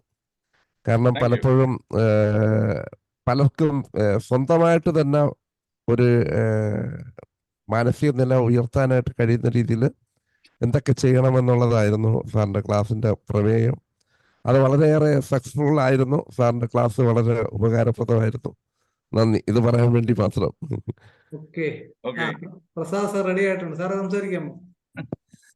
വാട്ട് മേ ബി ഇദ്ദേഹത്തിന്റെ ക്ലാസ് ഡോക്ടർ ആരാണ് ഏതാണെന്ന് എനിക്ക് അറിയില്ല. പക്ഷെ എന്റെ ചിന്തയോടുകൂടെ വളരെ സമാനമായിട്ട് യാത്ര ചെയ്യുന്ന ഈ ഡോക്ടർക്ക് എൻ്റെ പേരിൽ 1000 സല്യൂട്ട്. അതായത് ഞാൻ പ്രാക്ടീസ് ചെയ്യുന്നതും ഇദ്ദേഹത്തിന്റെ സ്റ്റൈൽ ഓഫ് പ്രാക്ടീസും സെയിം ആണ്. എൻ്റെ റെഫറൻസ് മുഴുവൻ പോകുന്നത് പദക്രപ്പട്ടികളുടെയാണ്. ഹലോ, നല്ലായിരുന്നു ക്ലാസ്. എനിക്ക് നിങ്ങളുടെ ആ ഉദ്ദേശം എനിക്ക് വലിയ നല്ല ഇഷ്ടപ്പെട്ടു ഡോക്ടർ വേണുഗോപാൽ. അതായത് prevention is better than cure. അതായത് നമ്മൾ പ്രിവെന്റ് ചെയ്യുക, ആ ഫിയറിന്റെ സീഡ് അവിടെ ഉണ്ടാവാതിരിക്കാൻ നോക്കുക, അതിനെ അവരെ ഡിറക്റ്റ് ചെയ്യുക. അത് നല്ല ഒരു ടോപ്പിക് ആയിരുന്നു. Very good. ഞാൻ ഇപ്പൊ ഡോക്ടർ പറഞ്ഞില്ലേ ആ ഒരു അതിൽ ഞാൻ സോറി, ഞാൻ വീഡിയോ ഓൺ ചെയ്യാൻ മറന്നുപോയി. അതില് ഞാൻ ട്രൈ ചെയ്യുന്നുണ്ട് ക്ലാസ്സിൽ കയറാനായിട്ട്. എനിക്ക് കുറെ ബുദ്ധിമുട്ടൊക്കെ ഉണ്ട്, എന്നാലും ഞാൻ ട്രൈ ചെയ്യും. വെരി ഗുഡ് നിങ്ങൾ നിങ്ങളുടെ ആ നമ്പറിൽ എനിക്ക് വാട്സാപ്പ് മെസ്സേജ് കഴിഞ്ഞാൽ ഞാൻ പല ഫോറത്തിലും ടോക്ക് കൊടുക്കാറുണ്ട്, ഡിഫറെന്റ് ടോപ്പിക്. ഈ അടുത്ത ആഴ്ചയുള്ളത് എന്റെ ഫോറത്തിലല്ല, മധുരയിലുള്ള ഒരു ഗ്രൂപ്പാണ് ക്രിട്ടിക്കൽ തിങ്കിങ്. അത് കഴിഞ്ഞാൽ അവർക്ക് 20-ാം തീയതി ഞാൻ കൊടുക്കുന്നത് ക്രിയേറ്റീവ് തിങ്കിങ് സ്കിൽ. ഈ തിങ്കിങ്ങിനെ കുറിച്ച് ആരാ പഠിപ്പിക്കുന്നത്? സ്കൂളിൽ എവിടെ പഠിപ്പിക്കുന്നുണ്ട്? ആരും പഠിപ്പിക്കുന്നില്ല, ഒരു സിലബസിലും ഇല്ല. ക്രിട്ടിക്കൽ തിങ്കിങ്ങിന്റെ ഡോക്ടറുടെ നമ്പർ എനിക്ക് സേവ് ചെയ്യാൻ പറ്റിയില്ല, അത് സ്ക്രീൻഷോട്ട് ചെയ്യാൻ പറ്റിയില്ല. ഞാൻ അത് ഇതിന്റെ വീഡിയോ റെക്കോർഡിംഗ് അയച്ചു കൊടുക്കുമല്ലോ ഡിസൂസാജി സിൽവ. അപ്പോഴ് അതിനെ ഒന്ന് പ്ലേ ചെയ്തിട്ട് ആ ലാസ്റ്റ് ഇതിൽ നോക്കിയാൽ മതി. ഓക്കെ, ഞാൻ ചോദിച്ചോളാം, ഡിസിലോട് ചോദിച്ചോളാം. ഞാൻ നാളെ ഇടുന്നുണ്ട്. ഞാനിപ്പോ തന്നെ ഒന്ന് ടൈപ്പ് ചെയ്യാം. ഒരു സെക്കൻഡ്, ഞാനിപ്പം ടൈപ്പ് ചെയ്തിട്ട് ആ നമ്പർ ഞാനിപ്പോ ഇടാം എല്ലാവർക്കും ഉള്ളതിന്റെ.